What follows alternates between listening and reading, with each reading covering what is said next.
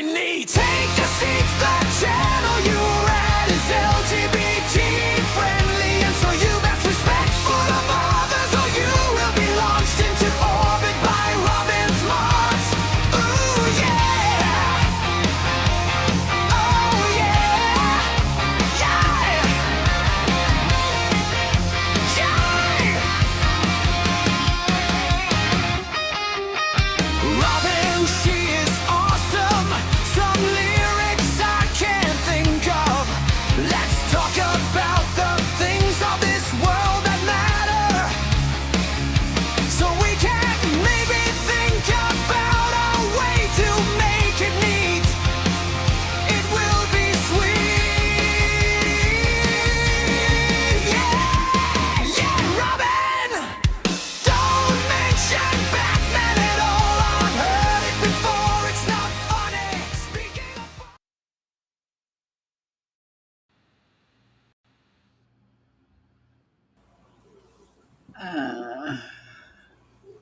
Okay, hold on a minute. Hello, everybody. Hold on. I'm trying to get everybody on stage, and I'm not sure what's going on with my camera here. It seems to be in some kind of weird position. Hello, Joe. What's up? Oh, I'm having technical difficulties as usual. Yeah. Yeah. I don't know why my camera's all acting weird, and it's all Yeah. sitting in a weird My place. video looks fantastic. Well, probably nobody else. I don't know if Brett's going to be on camera. I know Hizzle probably won't. So if you don't have to be on camera if you don't want, because I'm not going to be either right now. So there you go. There you go. Well, but I'm trying to figure out why my frame is all out of whack with everybody else's. I don't know what's going on here. It's because you're crazy. I know. I'm like all sideways. This is a video in response to, I'm sure y'all all know who Pastor Doug Wilson is. If you don't, Doug Wilson, who's that?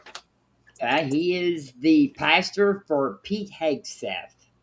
Oh, Very scummy guy who thinks women should not have the right to vote, and thinks that the United States was founded as a Christian nation, and just all kinds of horrible ideals. He's really bad at history. And so I have brought along a history teacher, Mr. Brett, who's going to kind of he's got some materials so he can debunk Mr. Wilson.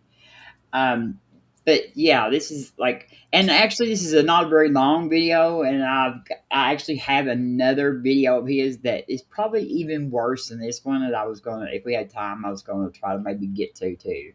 So but he talks really fast in this one. He says a lot of crap really, really quick. So, I don't know where Hizzle's at. He's running late, I guess. He was over there hanging around with the pain burn dudes. But so you're saying there's a Christian pastor that doesn't think that women deserve equal rights and fair treatment? Yes. Is that what you're telling me today, Robin? Yes, and he does not even. Not only should we not have equal rights, we should not be allowed to vote. He wants to repeal the 19th Amendment. I'm just messing with you, Robin. I know who Doug Wilson is. Yeah. Okay. I figured you did. Yes. Is there a way to chat in the general chat? Because I see the private chat on the left, but is there a way to go in the general chat that I see on my right part of my screen? Okay, on the right, there's there's the third little box there. That is the general chat. So I click it, but then I don't see how I'm able to type in it. Where's the R? Do you have a little R there?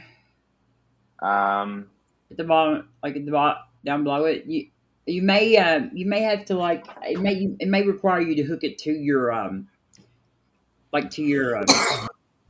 Sorry, I should have your YouTube channel. To my what? Or to your YouTube account or something.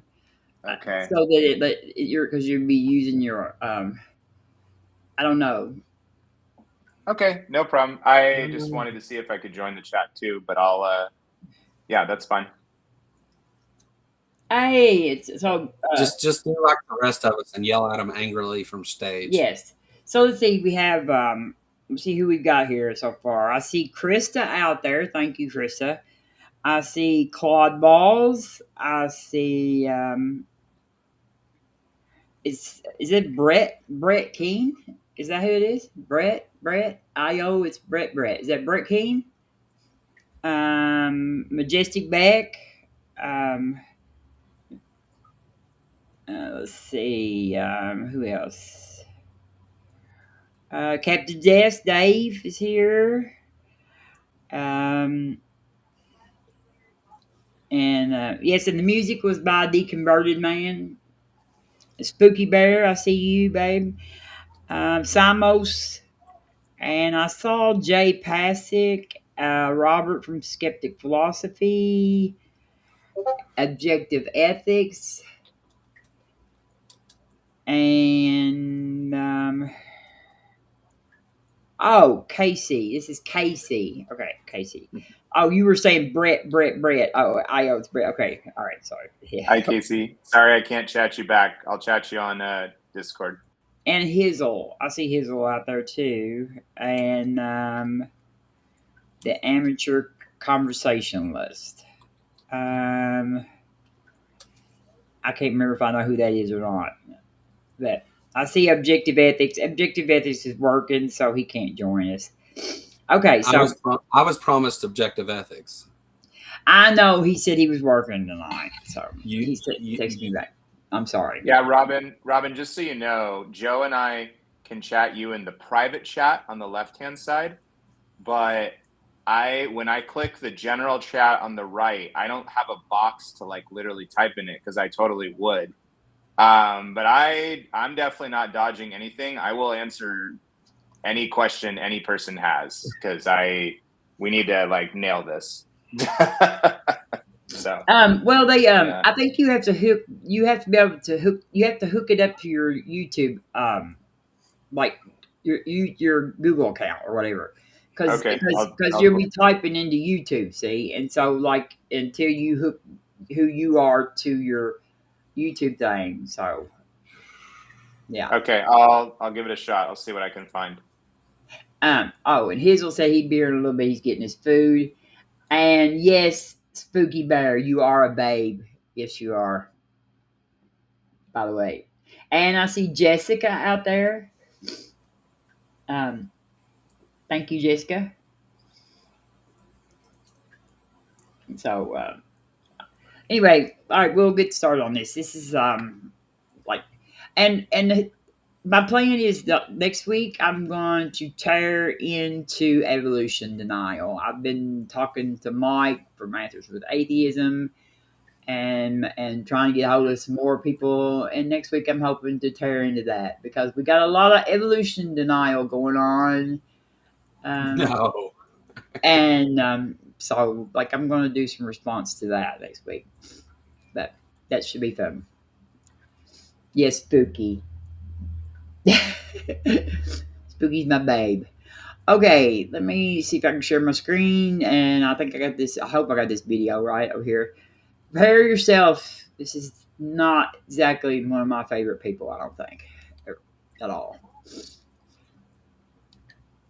And I'm hoping that they don't come after us for doing this. Nah. You never know. I'm going to shut that down over there.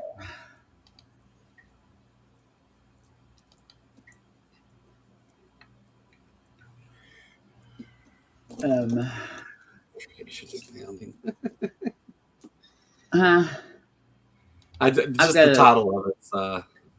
I got to mute myself. Hey, Mrs. Maud.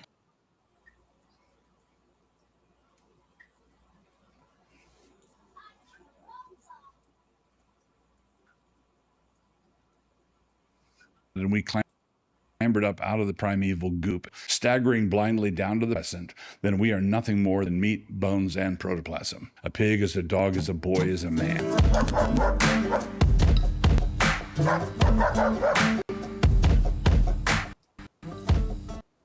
The famously says that we are endowed by our Creator with certain inalienable rights. Like many famous sayings, this one tends to roll over the surface of our brains when it actually needs to burrow deep down into the very center of our brains, and from there, we're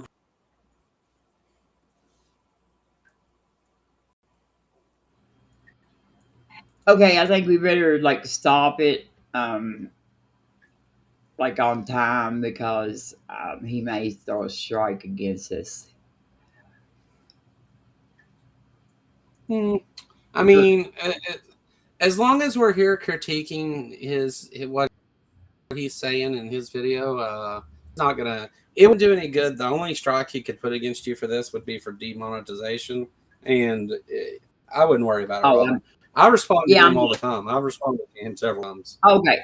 I wasn't sure Yeah. how he would take it. I'm not monetized, so it doesn't matter. Hello, Blastermaster. And music. If there's music playing, that's what you got to watch out for. And of course, Jill. Jill says, "I love this guy." I bet you Somehow, I felt this was probably one of your favorite people, Jill. with me for a minute and italicize Creator. The American founding was a creationist event, and precisely because it was a creationist event, we have enjoyed a truly solid foundation for the blessings of liberty. Although they are obviously under assault, we will continue to enjoy it just so long as the memory of our Creator does vanish completely. If and when that happens, other things will most certainly vanish along with it. Just so, speaking of creationism, you may have guessed this. Perhaps you have visited this blog before and have noticed that from time to time I subject the whole idea of evolution to withering scorn. As Malcolm Muggeridge once put it, in retrospect, evolution will be seen to have been one of the great jokes of history, and with this sentiment I am in hearty agreement. And that the idea is erroneous here and there. I think it is a howler from start to finish. To make matters worse, I'm a young Earth creation. Okay. Now, we have Hizzle with us now? Yep. Yep, I'm here. Okay. For some reason, my screen is all out of whack, and I don't understand what's wrong with it. Okay. Yeah, I think first of all, I think Mr. Doug is like really confused about the founding of our country. What do y'all think? I think Joe? there's some narratives. I think there's some Oh. narratives that that can be looked at. The fact that they were running away from, religious persecution as one of the noted ideas, but or ideals, but they were also deists. They weren't, they creationism in that regard, like young Earth creationism. We were talking about that, Robert and I were. That didn't come till much later. So like these ideas weren't really in the forefathers' heads. They were mostly deists at that time. That's my take. Me too. I agree 100%. Yeah, I agree. What, Brett? You got anything to say? I mean, I don't know if it's too early to start to say that, if you don't know Jefferson's history on why he chose the word creator, then you can easily mislead people on the quote unquote creationist element, like he's saying here. And I think I don't give him that much leeway. It's intentional. It's an intentional thing by a group of people to insist that religion is in government since the beginning. And yet it only takes 5 minutes to see that there's no deity, no God, Jesus, Yahweh, nothing like that exists in the Declaration. It's from a generalized creator for a reason. Yeah, I'd like to say that the wording says endowed by their creator. It doesn't say our. The specific word is theirs, so that it encompasses whoever the believer, whoever the believer thinks is their creator. So it's not referring to any one specific God as a creator. It is saying whoever the Muslims believe is their creator, and whoever the Christians believe. And also, like, one thing I want to say is, like, when the Puritans first came over here, yeah, they weren't actually fleeing religious persecution. They were coming over here so they could persecute religiously is what they were doing, because they Well, weren't allowed to do that. Yeah, yeah. yeah, Well, that's and similar. the church, there was a big deal with the Church of England, and the control of the Church of England. But they also Yeah, mention another point that's in the Declaration of Independence.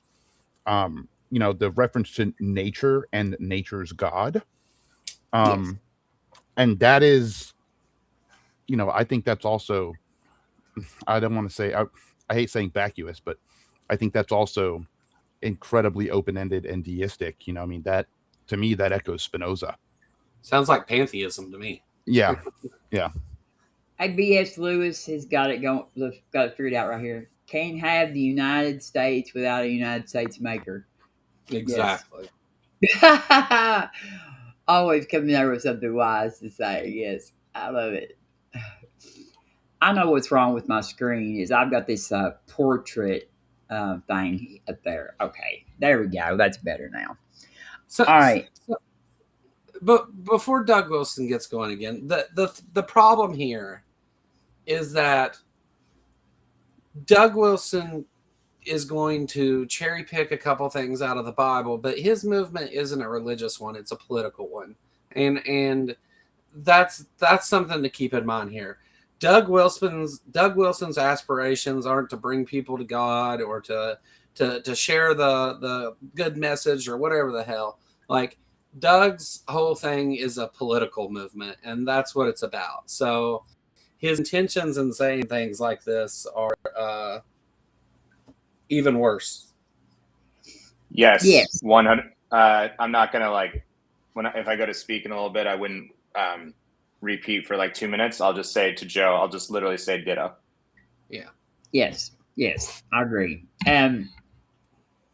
Yeah, he's but like he's very bad at history. Like I've kind of figured this out right off the bat that he's very bad at history. He's bad at the Bible too. I mean, like, to be Oh fair. yeah. Okay. Well, that's he's just bad. I think maybe, maybe that would be a good way to phrase it. Okay. Could y'all hear an echo? Like, if I do I need to mute myself? Could y'all hear an echo with him playing? I didn't hear it. No, I think you're fine right now, at least. On top of that, I am what might be blammo creationist. God spoke, and here we all are. When devotees of big science start telling me what happened in the first 2 seconds after the Big Bang, my eyes roll back in my head, and I start biting the sides of my tongue to keep me from saying anything imprudent, untoward, or unkind. I don't want to lose any more friends than I already have. I know. The learned observe me and my thinking powers with disdain. There I am, in my nightmare, standing in front of their inquisitional mahogany table, the knees of my trousers all baggy and my shirt partly untucked, and a bit of grime on my face and my hands all sweaty and grubby. So, Dr. Cornpone. Okay. First of all, he doesn't look like he's worked hard a day in his life. I don't think. What do y'all think? I don't know. I have to see his hands. Yeah, I'd like to check his hands out. But second of all, like blammo, that's how we got here. We've always kind of wondered how it happened. We didn't know it was blammo. Yeah. Yeah. He. Sorry. Go ahead. Go ahead. No, you go ahead. I mean, that's one of the problems with like this kind of podcast is he's just gonna say all this stuff that's not backed up by anything, and his whole reasoning so far has been that, oh well, I don't like it when I hear scientists talk about science, and never mind that he mentioned big science, which what are we talking about? Like, it's a conspiracy? Is that where he's going? Oh well, big science is what created big pharma, don't you know? And the Big Bang. And notice the intentional connection. Who, he's going in about evolution and creation, making a claim about the creator of a deity of the universe, right? So he's then saying that the science is wrong and the history is wrong. So the person then who follows it makes the cognitive switch to say, oh, so it's all conspiratorial, it's all fake, it's all, you know, lies and stuff like that, propaganda, etc. So it's one big pseudo, you know, conspiracy from the beginning. Yes, and he who is obviously by his own admission uneducated, um, knows far more than everybody else who actually studies these things for a living. You know, like physics is really hard. I will admit I know nothing about physics at all because it has way too much math in it. But I guarantee that Doug Wilson is not one of the people that's working on figuring out what happened during the Big Bang.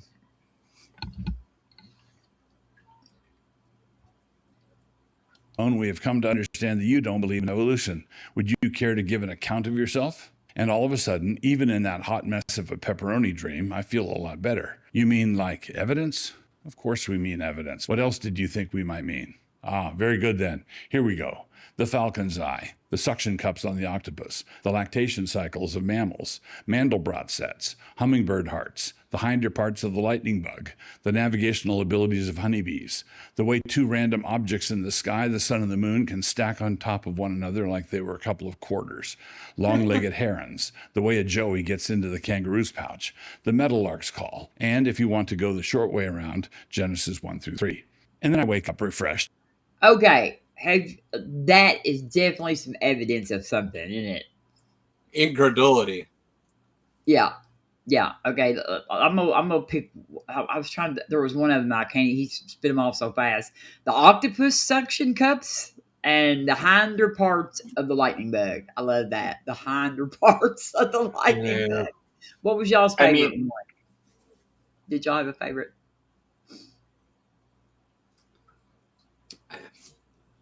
I mean, my brain kind of shut off after the second or third one because I see people. He sounds like a used car salesman who's just who's trying to overwhelm you with all these analogies and all these descriptions. You know, describing there's no way this is accident or whatever. You know where he's going. Mm-hmm. Yeah, was that a Gish Gallop? Yeah. Sort of a Gish Gallop. I feel like he just might as well have said, "Just look at the trees," right? Well, yeah. let's review up to this point. He said he gets mad anytime a scientist talks about evolution or anything to do with science, and then he goes and says that the evidence for all these things is that these things he doesn't understand, and the reason he doesn't understand these things is because he doesn't want to understand these things. Yes.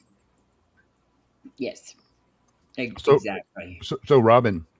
Yes. Blastermaster in the chat made a comment saying that him and his wife grew up around this guy and they know him kind of well. Blastermaster is an atheist, but yeah, I know Blastermaster. I asked him if he wanted to come up. He said he'd come up and talk. He said he'd spill some tea on him. Okay. If he wants to wait and we get the video or whatever, then I'll put a thing out there. I'm not going to have an open panel on this though right tonight. Like, okay. I'm not going to go, but I will let Blastermaster come on if he wants to. But if you want it, like I don't know, are you friends with him on Discord or anything? I don't think so. Send him the link. Okay. Yeah, Joe, send him a link to the thing because. Yeah, you don't want to publish it. That's fine. Yeah, I wasn't going to do an open panel tonight.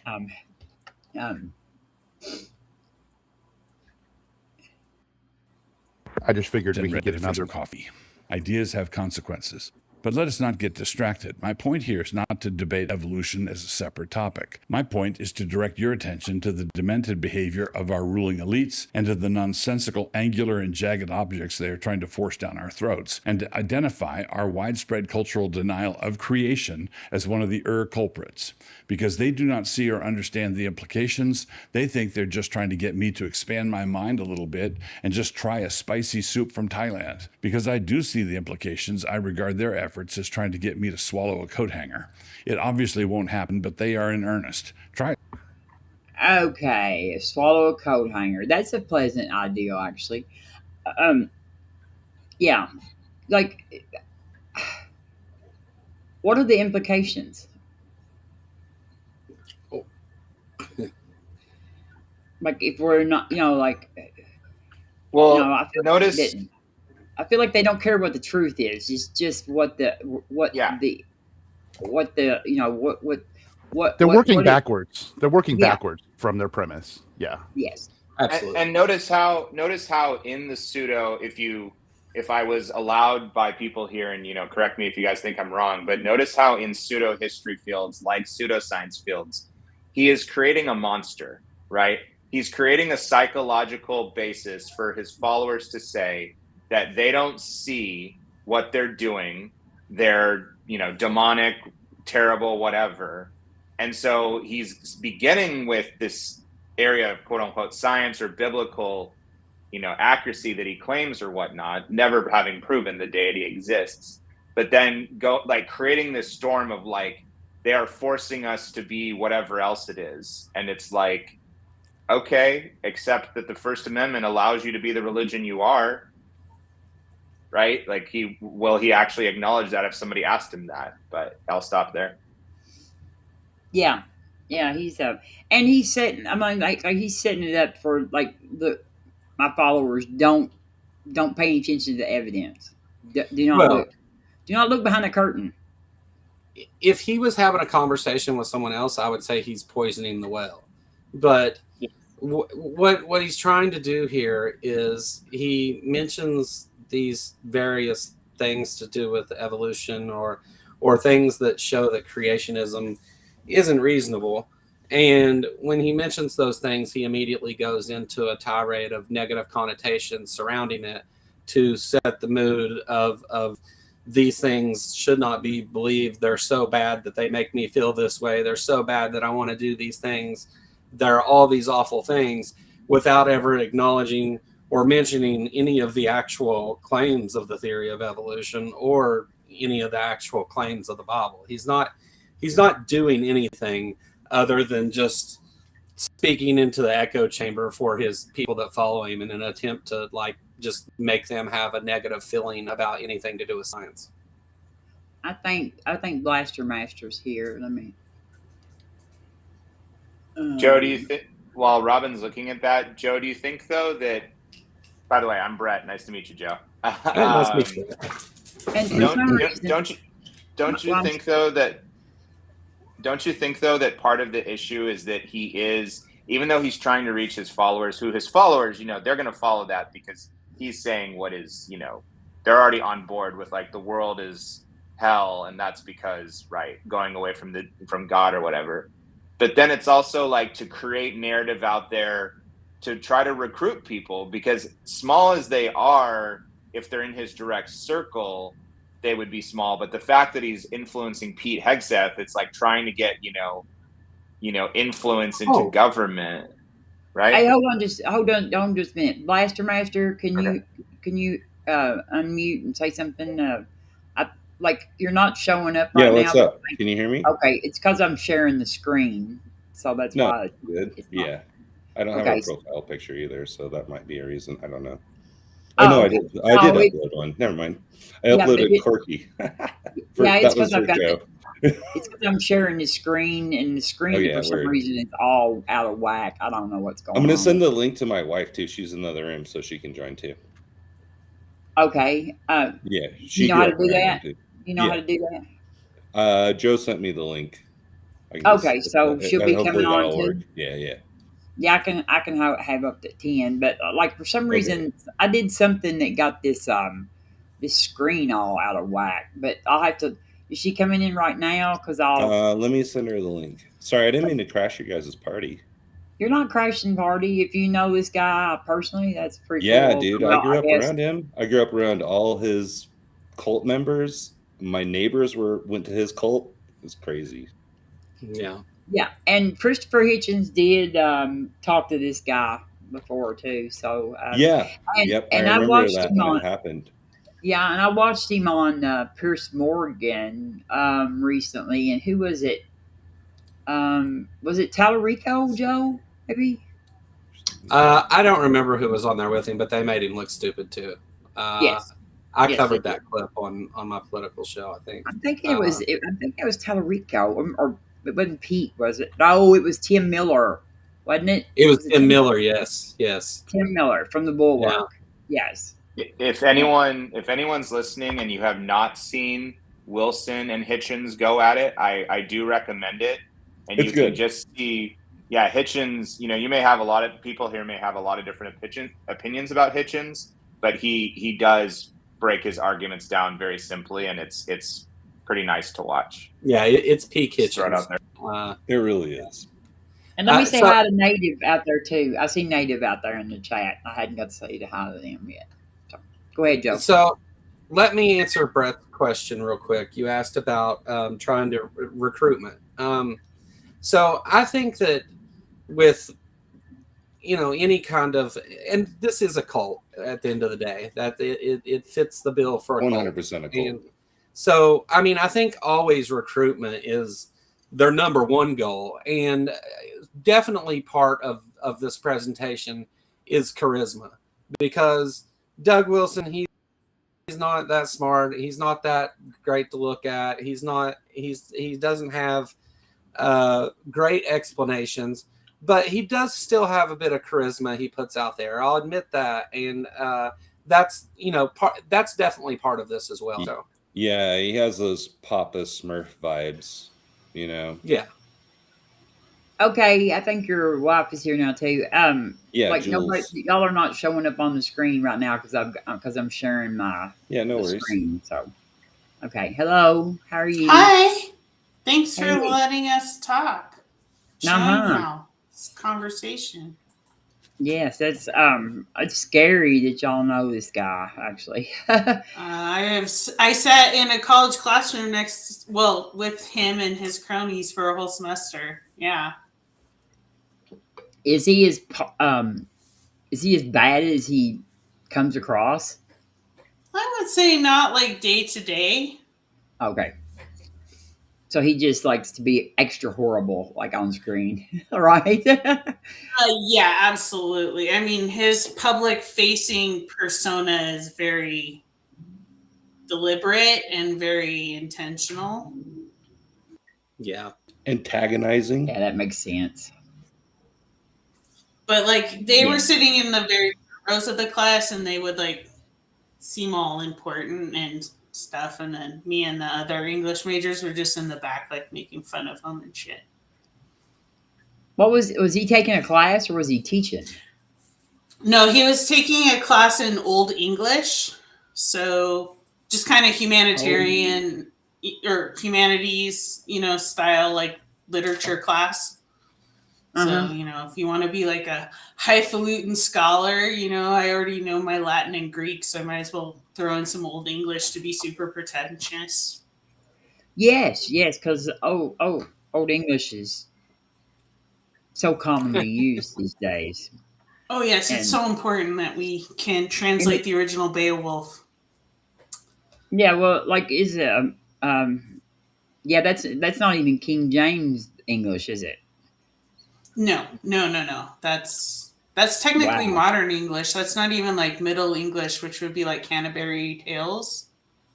That's even before that. I think here in Kentucky we have the closest thing to Old English now. Right? I don't even know if we have Possibly. English. I think we speak American. No. American. If you go back historically, the roots of English, they sounded a lot like we do now here. Right. You might they be- say that like American English is very close to kind of a Shakespearean style. No. So like I always- early modern. See, I always pictured that Old English sort of sounded like spooky and Samos and Oh no, it does. It sounds like German. It's basically kind of like a Proto-German with a little bit of Scandinavian starting to creep in more and more and more, affecting some of the sound patterns and words. Phantom said Like- that King James is early modern English. And if you're going to bed, Casey, thank you for coming by. I love you. Brett, you probably want to tell her bye. She's going to bed, she said, I think.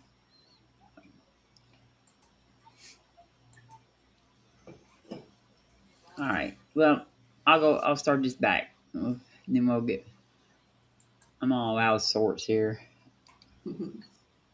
It's frozen. Oh, it's frozen because I ain't playing. Sideways, they say. Richard Weaver wrote his provocative 1948 book, Ideas Have Consequences, and it is a phrase that we ought to meditate on from time to time. My father once suggested that I should make sure the phrase was carved on my tombstone. Be it so. Ideas have consequences. He who says A must eventually say B. Where we came from is directly related to who we are. It is related also to our accountability to him, and notice that I capitalized him. Atheism matters. Evolution. Okay.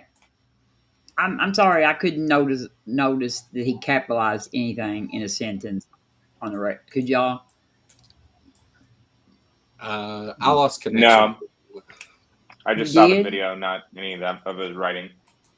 Oh, I'm sorry. I don't know if it was me then, because I saw that I saw the Gretchen put in there as it frozen, so it might have been me. Joe, do you think it was me or? I don't know. I mean, I heard what he said about ideas. Ideas have consequences, but that, I mean, you still have given no good reason to throw out ideas that are supported by evidence and the scientific method. Again, it's just trying to give this negative thing to having any ideas outside of what his biblical ideas are. And the pseudo scholarship, he's like, I'm going to cite an author, but it's not really like scholarly or it has any data or, anything to back it up. It's just this one guy's opinion.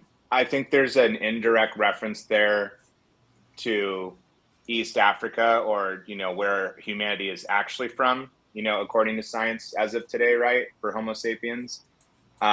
Because if you go to that narrative, the Genesis, the Garden of Eden, etc., it further and further becomes what it should be viewed as, which is mythology.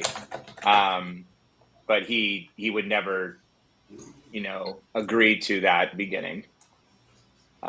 So he's not agreeing with the basic science and history of today or archaeology of our species originating in East Africa.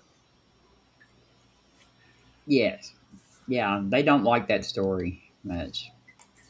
Matters. Creation matters. Creationism is politically and culturally relevant. Its acceptance or denial touches everything and affects every outcome. The need to go meta. The difference between the creationist and the secular evolutionist could not be more stark. And the difference is not simply over the question of how we got here, as though it were a matter of asking whether Jones came to town by train or by plane. Jones could avail himself of either of those means of transport and still be, when he got here, Jones. But creation and evolution are not simply means of transport or ways of getting here. If we were created by God, as Genesis describes, and we are descended from our first parents, Adam and Eve, then we bear the imago Dei. But if there is no God and we clambered up out of the primeval goop aeons ago, staggering blindly down to the present, then we are nothing more than meat, bones, and protoplasm. A pig is a dog, as a boy is a man. This means that ultimately the question is not over how Jones got here, but rather it is a question of whether Jones is going to be Jones at all. In one scenario, he is, and he will live forever before God as Jones. In the other, he is nothing more than sea foam on the rocks deposited there by the impersonal waves, and this of massive and practical political implications. Okay. Yeah, it does. Definitely does. It has moral implications too. Like, I think big moral implications. What do y'all think, Joe? well, there's a lot there, but what I think is that are we just sea foam, or are we more than the parts that make us? I think that's what Aphrodite was, wasn't it? Seafoam? I don't know, but so again, with this, he wants to minimize anything to do with evolution or science as, again, negative things. You're just a bag of bones. You climbed up out of goop. You're sea foam. Like he wants to minimize all the things without actually interacting with them. Again, I would say he's poisoning the well if he was interacting with someone here, but he's just kind of ranting to the camera. So As for what he says as creation has these political implications, it's not creation that has political implications. It's the fanatical creationists that have the political implications. It's letting religious extremists run our government and tell the rest of us how we should live that has implications. Yes, and we're going to let Brett get to that after this video is over. We're going to let Brett get to a little bit of that founding information Sure too. thing. So, Robert from Skeptic Philosophy informed me in the chat that he's referring to a book he wrote. When he said I capitalized the he was talking about he was referencing his own book. Yes. Yeah, and Always B.S. Lewis. Always be able to cite yourself as a source. B.S. Lewis asked if this was Andrew Wilson's dad, and the correct answer is he wants him to be. Yeah. Yeah. I hate to say this, but like Andrew actually, I think Andrew even looks better than Doug. Oh, sure. That's hard for me to say, actually. Kind of like that. I mean, he kind of does look like a younger Doug. They're both like trolls. Yeah. Yes, bridge trolls. We live under a bridge troll. Actually. Yeah, we live under a bridge. One's just got like cigarette. You can smell them. There's such a thing as a human being. This is crucial, for if there's such a thing as a human being, then there cannot be such a thing as human rights. An evolutionist might reply that he certainly believes in human beings, and how dare I question otherwise? But what are they, I ask, besides meat, bones, and protoplasm? We are already killing little ones in the womb because they are just a cluster of cells. But what are we but a larger cluster of cells? Young Earth creationism? The critique I'm applying here to the secular evolutionist does not apply to the old Earth creationist or to the theistic evolutionist. Anyone who acknowledges God cannot be critiqued in the manner I am employing here. The critique would... So we're not allowed to say anything about the people that are believing God. Yeah. And I like how he throw the abortion thing in there in his little way of... Yeah. But we're not human beings. Unless we were made by God, we are not human beings. Well, I think we are. I just don't think that he values like autonomy. Like he doesn't care about autonomy. You know what I mean? Like he's said that multiple times, I think. He's got the Calvinist pride in him. Yeah. If you ask, did you hear that, Jill? The Calvinist pride, Jill. That was what they were talking about. And like also notice how the fact that narrative comes in about it's not updating about ideas, but it's very much if the person does not hold our value, which is superior, right? He's talking about superior versus inferior ideas. Then the follower does not have to take them seriously because they are, murderers with abortion or whatever other absurd analogies he goes to make. So it's like a continuous psychological bubble, echo chamber to say, no, even the critics, all of the people with evolution, the scientists and academia and stuff, they're all wrong. They're all, whatever. Yeah. I don't know if you know about the history with his church and the way he treats women within his church, but there's like a bunch of, I was going to say, I'm guessing it's not very well. No, there's a bunch of women that have come forward and talked about it publicly, about the abuse they went through on a couple of different channels on YouTube. Yeah. Not surprised. It's the super fundy, like courting, like level of like interaction between males and females. But he has books about sex and using like sex toys and stuff. It's pretty crazy. Ooh, that is so creepy. It is super creepy. Yes, like I feel like I have such sympathy for whoever the poor woman is that's married to him. She's got books too. His daughters write books about being godly women. It's pretty gnar. I know. Yeah, well, the brainwashing and the indoctrination is like, women. Well, the rape apologists is pretty bad. Yeah. Yeah, women will go along with a lot of shit sometimes. Just like, and then of course, if you're raised in it, you don't even know that there's anything different out there. Yeah, I lived in the basement of a house where the majority of the girls who lived there went to the new St. Andrews College. And so, yeah, there was weird, creepy, like, you must announce your gentleman caller 24 hours before they arrive at the home so that the other girls can be prepared to receive them. It was craziness. That's why I just stayed in the basement where it was safe.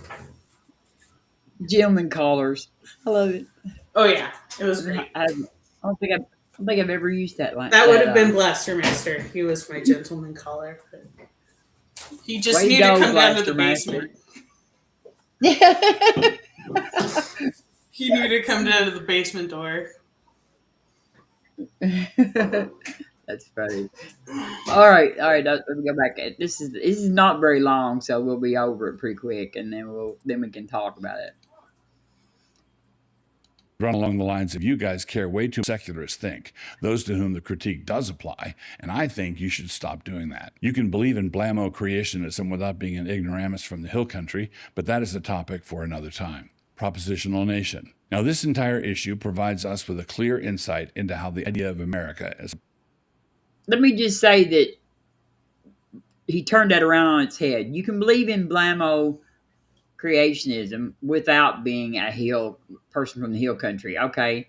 And you can believe in science without having to be like an academic scholar too. Right. You can just believe in evidence. You can just follow evidence, and you can learn about it. Because I did. Me and Joe. Yeah. Me and Joe are from Kentucky. We're both hill people. We are hill people, and so you don't have to believe in blammo creationist, whatever the hell that is. If you're from the hill country. And can I ask you guys, Robin? Can I ask both of you a question real quick and just like related to that? Go ahead. Like, would you say that you grew up in various educational circles where this kind of information of evolution and other stuff was intentionally suppressed? I'll let Joe answer. Like, me and Joe have a little bit different experience about this because we're on opposite sides of the state. But go ahead, Joe. So that's actually kind of the whole reason I do YouTube. And I was raised among Southern Baptist fundamentalists. Religion was everything in school and every aspect of your life. It was controlled. If I got in trouble at school, the principal didn't come to the house; the church did. It was embedded in everything. We were not in biology class in high school. We were taught intelligent design rather than evolution. Young Earth creation. Everyone in this area, pretty much. I mean, it's fair to generalize that way, I guess, to say that everyone here is a fundamentalist of some form. Most of them young Earth creationists.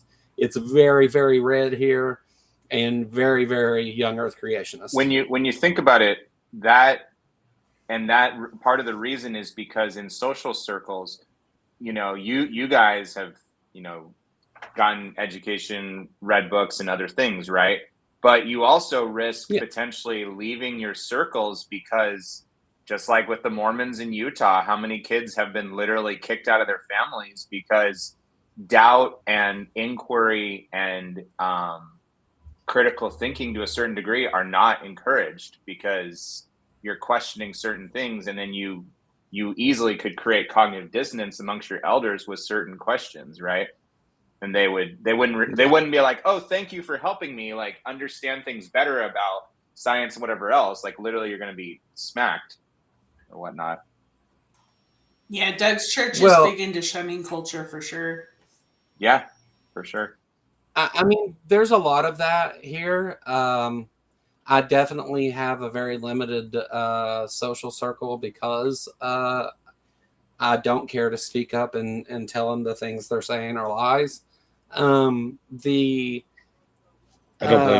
you. Yeah, no. So it's not so much like, I mean, there's people are still friendly sometimes. I mean, sometimes they're not or whatever. There are people here in the area that know what I do. They, you know, whatever. I mean, I don't really care. I'll say this. But when I lived around Doug Wilson's cult, I didn't let anyone know I was an atheist. It was bad news. I don't blame you. Yeah. So I was like, I wasn't taught evolution, but I don't know that I would say that it was suppressed. It just wasn't mentioned. But my daughter, who came through the same school system as me, she's 20, and she did learn evolution. So I don't. Sometime in between, which was a long time in between, you know, because I was 38 when I had her. So like in between when I went to school and she went to school, they did begin teaching evolution in the school system here where I live. So, but there's still like, I would say that other than the children who have recently graduated high school, there are very few adults in this area that believe it. And they're all young earth. Most of them are young earth creationists too. And then that after we get done with this video and let Benson go into a little bit of his stuff about the history of the founding, there's a lot about the young earth creationists that, you know, people assume that that's what people have always believed, and that's not true. I thought everybody was a young earth creationist. Yeah. Yeah, I did too. Yeah. Like we're very sheltered here in Kentucky. A lot. Propositional nation fails, and fails in quite a spectacular way. The assertion that America is a propositional nation leads to a series of pointed questions and a conundrum galore, if that's how you say it. What sort of questions? First, if we are a propositional nation, then what would the proposition be? In order to stay on topic, let's stick with all men are created equal. Confronted with this, we have two directions we could go. We could realize that America is a propositional creationist nation, as in, fundamentalist nation. Note the verb, people. That's one direction. The other direction is to declare that this proposition is foundational to our democratic way of life, and that, while insisting on this, it is equally important, also in the interests of saving democracy, that we not actually believe this proposition. We are actually saying that all men are quote-unquote created equal. Created has scare quotes. Fine. Two can play that game. So what this means is that all men are created, quote unquote, equal.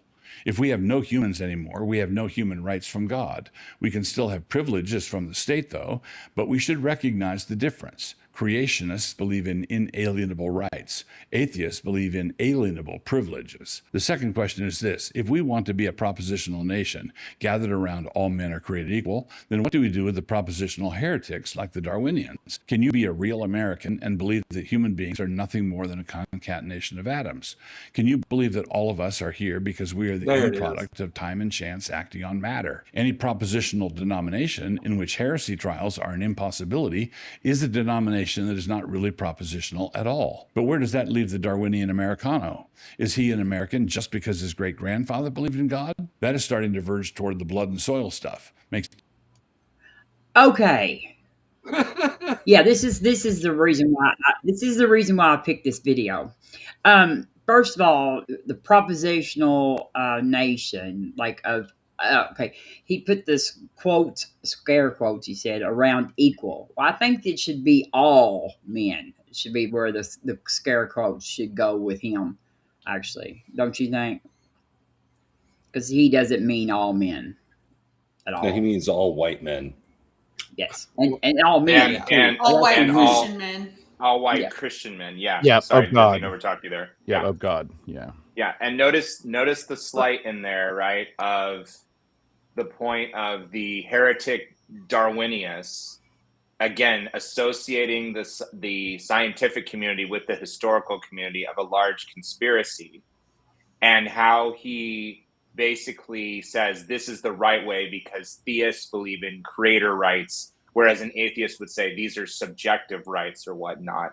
And so he's not, again, like he's not acknowledging that civilization means no, like let people live, separation of church and state. You can be any damn religion you want, but he's not accepting that because he's trying to cut it at the foundation.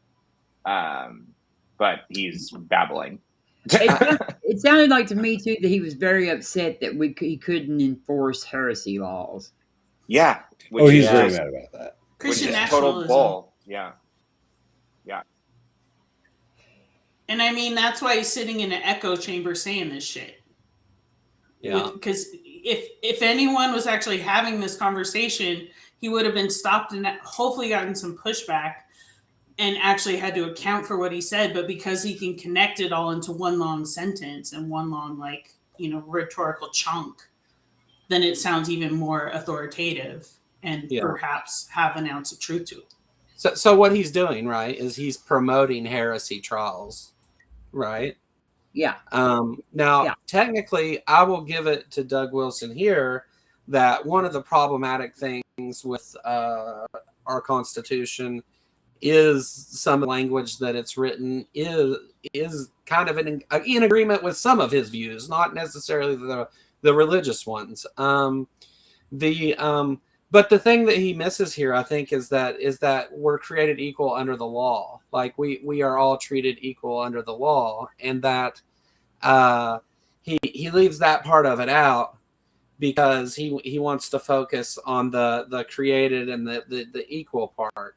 But I mean, does Doug Wilson want to promote the idea that we should be treated differently if we break a law based on our religious standing? Does he want to put that forward as a way to do things?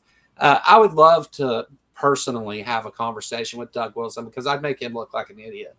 But I don't know if he does on that. No, but he does this. I might be able to we could try to set you up with something. I know people in his hometown still, man. Oh, that would be awesome. Yeah. Like Joe, would you be ready for that? Oh yeah, I can do it today. Oh yeah, Joe's ready. I love it, Joe. I just want to say that I have said for quite a while now that these people just cannot wait till they can burn women again. They want to have heresy trials, and they're passing laws to make They don't want us to vote. We know that. Yeah, but they want to. Yeah. They want to criminalize, abortion and everything so bad. They want to burn women again so bad. Yeah, just to taste it in their mouths. And just look at the last several hundred years of Puritanism towards women. Not all of Salem, in 1692, but that kind of level of thinking. It really is a men are superior to women, and like the fact they use that like helpmate language and really try to make the gender roles so distinctive and so complementarily distinctive that you need to be in your traditional role. I honestly don't know why he didn't use that point there, like why he didn't use that belief to make this point. Because he could have said, it says all men, and it was because they believed that men were in control and superior to women. And he could have made that point with the things he said, and he would have been right. It was written that way. But obviously it's not interpreted that way now. We've made changes to it and reinterpreted it through the courts and all that stuff. But I think maybe if I can add some insight here, like his church, like his organization, they bought like most of the bars downtown. You know what I mean? Like they're okay with people drinking because they're Calvinists. They're like, whatever, they're heathens. May as well make money off of that. Yeah. Really? Well, yeah, because the money, right? The money, it's not, if we're looking at hypocrisy, there is no line. They will be hypocrites, right? Because it's about money and power. It's not about an actual message of trying to make society better. It's like, no, we want control. We don't want women being educated, because as soon as the last 60 years of college, they realized, oh yeah, like, spousal abuse was kind of like a normal thing. And, treating women as second-class citizens, like they don't, that power there, like the bar, that doesn't surprise me. Sorry, I don't mean to go on too many tangents, but you're fine. It's a lot of bullshit or bull to, be seeped in. Well, Let me say hi to Earl out there in the chat, and Knock, and Will Freeman. I think that's everybody that I hadn't said anything to yet. So, The yeah, go ahead. The narrative for buying those things and doing that is always going to be, well, I'm making money off of these establishments that do evil and all these things, and then I'm going to use that money to bring more people to God. That's where they always go with that kind of thing. It's always there's some I don't know if it's about bringing people to God. It's about cultivating the flock that they already have and trying to get them even more like within the sphere of influence. Yeah. If they're Calvinists, they're not really like evangelicals. They only think that certain people are going to heaven anyway. So, but they definitely want to like martyr themselves and like come across as that way, you know, as persecuted, because that gives them credit, you know. Yeah, I do know some Calvinists. Though, like I do know some Calvinists who don't. They're not into drinking. So like that may be something a little different. Like because they'd rather just judge you silently. That only changes and the microaggressive. Oh, sorry, I didn't mean to step on you. Go ahead. That only changes the narrative to I want to use the money to bring certain people to God. I want to use because we're doing the good here. My ideas are the right ideas, and here are the people that agree with me, and this money is used to grow that. I mean, it's either way, it's always flipped around into this, I'm using it to do this greater good, and I'm using the money of these heathens to do it. When he doesn't really do that, though. No. Yeah, it's not. I don't know if he actually if they do have a charity where they actually go to help anyone outside of their community, right? Because I wouldn't doubt that there's something in the community where there is, you know, like some potential benefit potentially where they help each other. Oh, if you're in the inner group, or yeah. if you're willing to submit yourself to like public shaming within the, you know, like church discipline bullshit. Yeah. Oh, sorry. So, no, it's all good.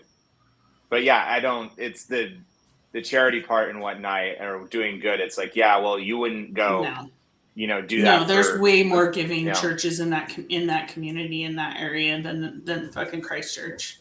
I'm not surprised by that. Hizzle, do you want to say anything? I know you haven't said much. No, I just finished eating something. No, you guys are guys are telling everything I would say.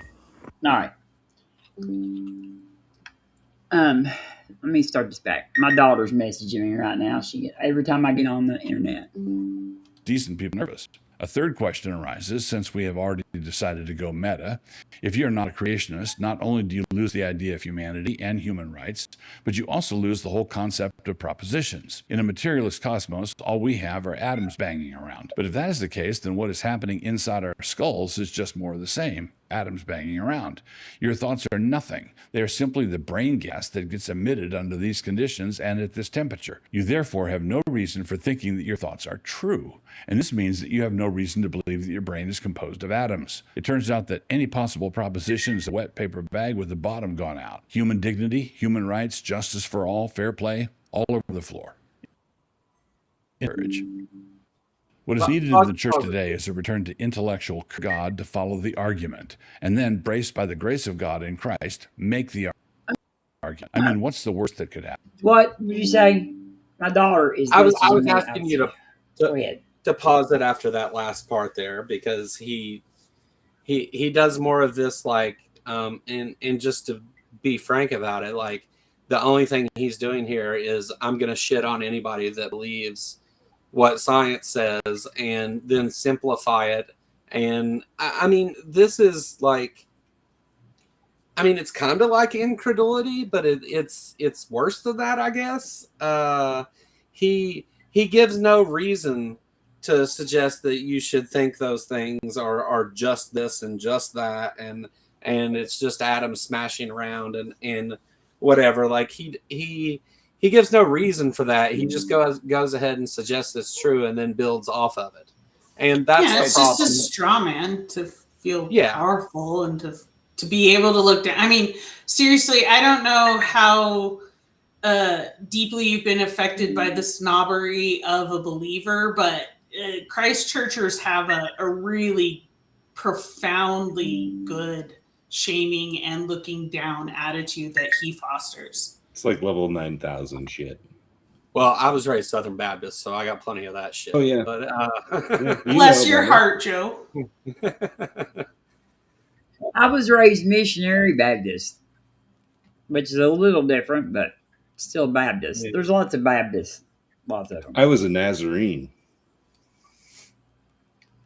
I don't. What is that? I don't even know what that They're is. a bunch of crazy kooks. Yeah, we had everything. We were like the other mega church. There was Doug Wilson's church, and then there was our church, and we basically like fighted for the largest churches in the city. But we had, when I grew up in a church that had like all the famous like apologists from back in the day come visit.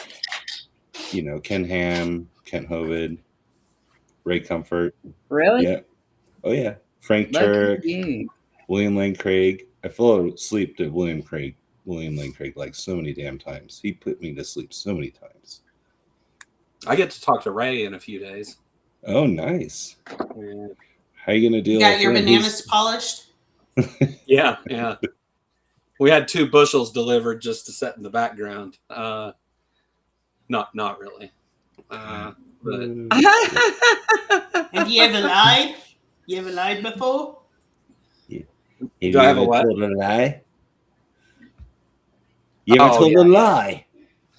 Yeah, Have I you ever told a lied lie? and lusted for women and all those great things. Here's what you do. Here's what you do, Joe. When he comes on, I want you to go, hey, what do you call a person that is generally honest and tries to be honest like all the time? Like as much as possible. What do you call someone that does that? I want you to ask him that before he gets to asking you if you've ever lied. So Then that's he'll have to say actually you kind of- saw that person an honest person, right? And you're like, yeah, exactly. So that's actually kind of part of the plan of how to deal with him is I'm gonna start out immediately asking him the things that he's gonna say to me, and Put in like reverse. Yeah, and then have him make him account for why he is, why he gets to be better for these We're things. all, I'm like, sorry as for Jules the pointed out imaginary to me. being, but yeah, something like that. Right. I've actually prepared for this one, so All right, it'll good. be interesting. Ray Comfort's such a douchebag. Yeah, I'm gonna be sure you let everybody know about all that stuff here before we leave, so because that is a big deal. But yeah, I would love to see Joe talk to Wilson. That would be great too. That would be awesome. Yes.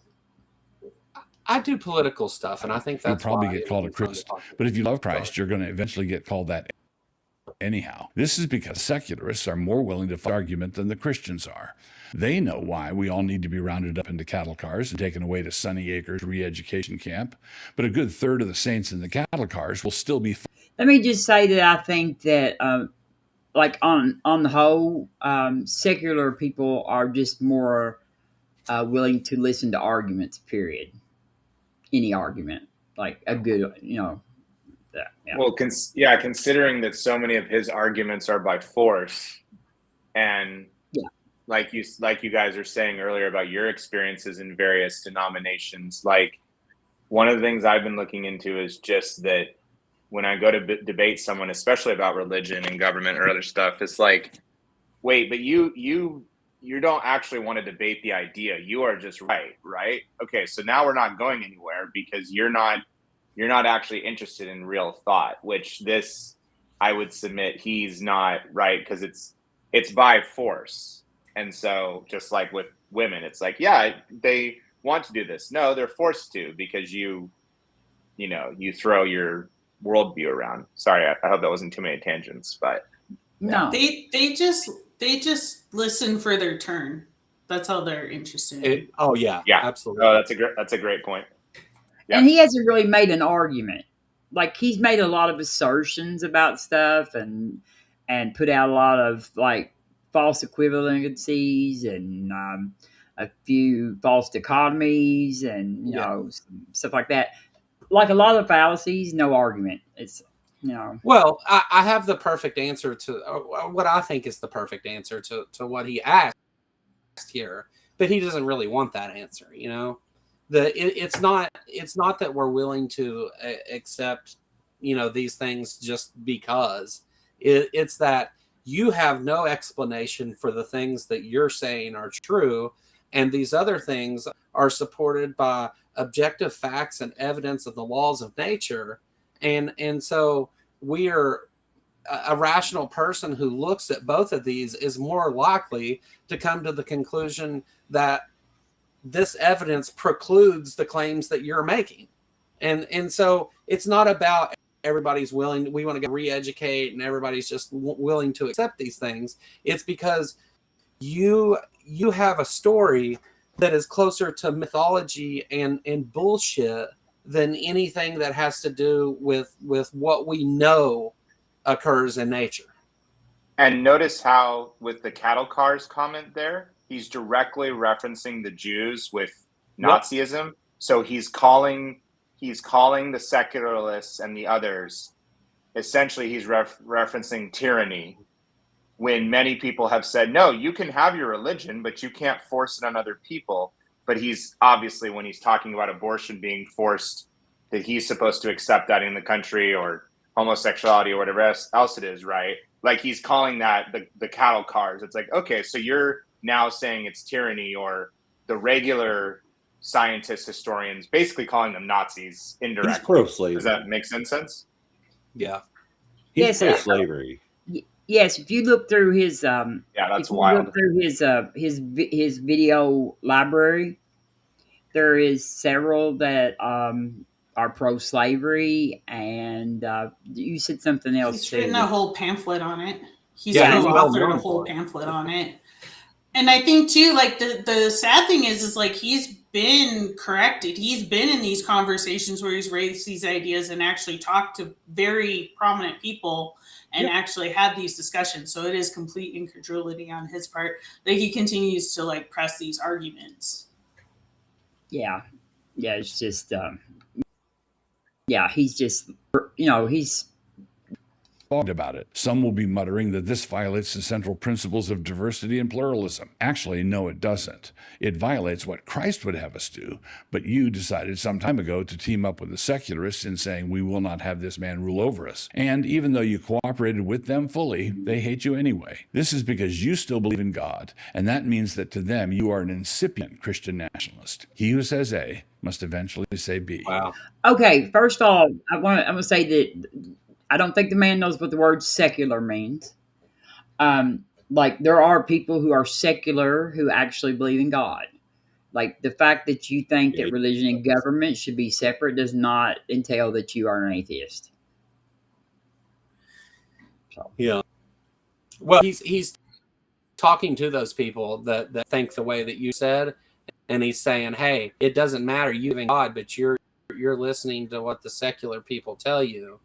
And so they hate you for it anyway because you believe that all these things about God. He's trying to just create hate and division. And it may seem like sometimes that some of us hate Christians, but we don't. Like I don't hate believers. No. I hate some of the ideals that they spread. And I hate some of the way that they treat certain people. Sometimes some of them do, but not all of them. And like, I'm willing to work with people who are more progressive Christians. To protect our democracy. Right, they're good despite their religion, and I'm all for that. That's why it's so important for him to have his own educational system to put people through. Yeah. Yes. Yeah, you have to like teach people not to understand what words mean, and and like, and the thing about it is like I think they know that once they if they were prevented from indoctrinating children in mass in this right here, that it would not take very long before it would dwindle down where they didn't have any power. I mean, his school is notorious because it's like the corporate punishment school in the area, and everyone will be like, "Oh, did you ever get paddled, or did you get?" Oh my God. I mean, like I've seen the it's paddle. really that messed I've up. seen the paddle. It's a beast. And we send people send their kids there. That's so heartbreaking. That's just so heartbreaking. Well, who do you think the white supremacists are looking to for these answers? I mean, we have Pete Hegseth, right? Who's like now made, Doug Wilson and his ministry some part of the you should listen to these things and I follow this guy and you should too. All of that stuff. But who are the white, because the white supremacists are religious groups for the most part too. Like, who's he writing all these books for, do you think? Like, I think His it's pretty cult. obvious what's going on here, but Well, doesn't his blog and Mayblog here, like, doesn't that thing, I think it has close to 1 million subscribers, right? I think it was like 600,000 or something like that. Yeah, okay. It's quite a few, though. That's enough. And the KKK was a Christian group. Like, oh yeah, you had to be you actually had to be a Christian to be when it founded. You had to be a Christian to be a member of the KKK. But the thing, and the thing though that is weird that I like after studying them some is that they hated Catholics as much as they hated black people. So that's Catholics don't believe right. You know this. Come on. But I mean, at the founding of the KKK, they hated Catholics as much as they hated black people. Actually, they hated Catholics too. They committed a lot of violence against Catholics too. So they still do. That's the secret. Because they think they're eating Jesus's body. That's so wrong. That's way off. Well, I mean, I've always wondered how many crackers does it take to eat? And now all the KKK are also Catholics. Not all of them, but the white supremacy is like right-wing Christo-fascist bullshit anyway. Like that's where it's all at. Like so, today. Anyway. Yeah, like where he's from, where Doug lives in North Idaho, that's like if you go a little bit further north, like that's a college town where he lives. It's not like that. But if you go a little bit further north, it becomes white supremacist immediately. Yeah. Oh yeah. There's like a full-on compound. There's compounds and stuff. I mean, does anyone want to say that Pete Hegseth isn't like a racist? He's also a DUI hire, by the way. Also, nope, I don't want to say that. No, I don't think so. This is all of this crap is it's always dog whistles to the white supremacists and to that violent base, because it absolutely is. Yeah. At the end of the day, you are the ones that have to get this done. I'm telling you, I'm setting all these negative things, and now I'm saying try these people. And they're lying to you, and they hate you.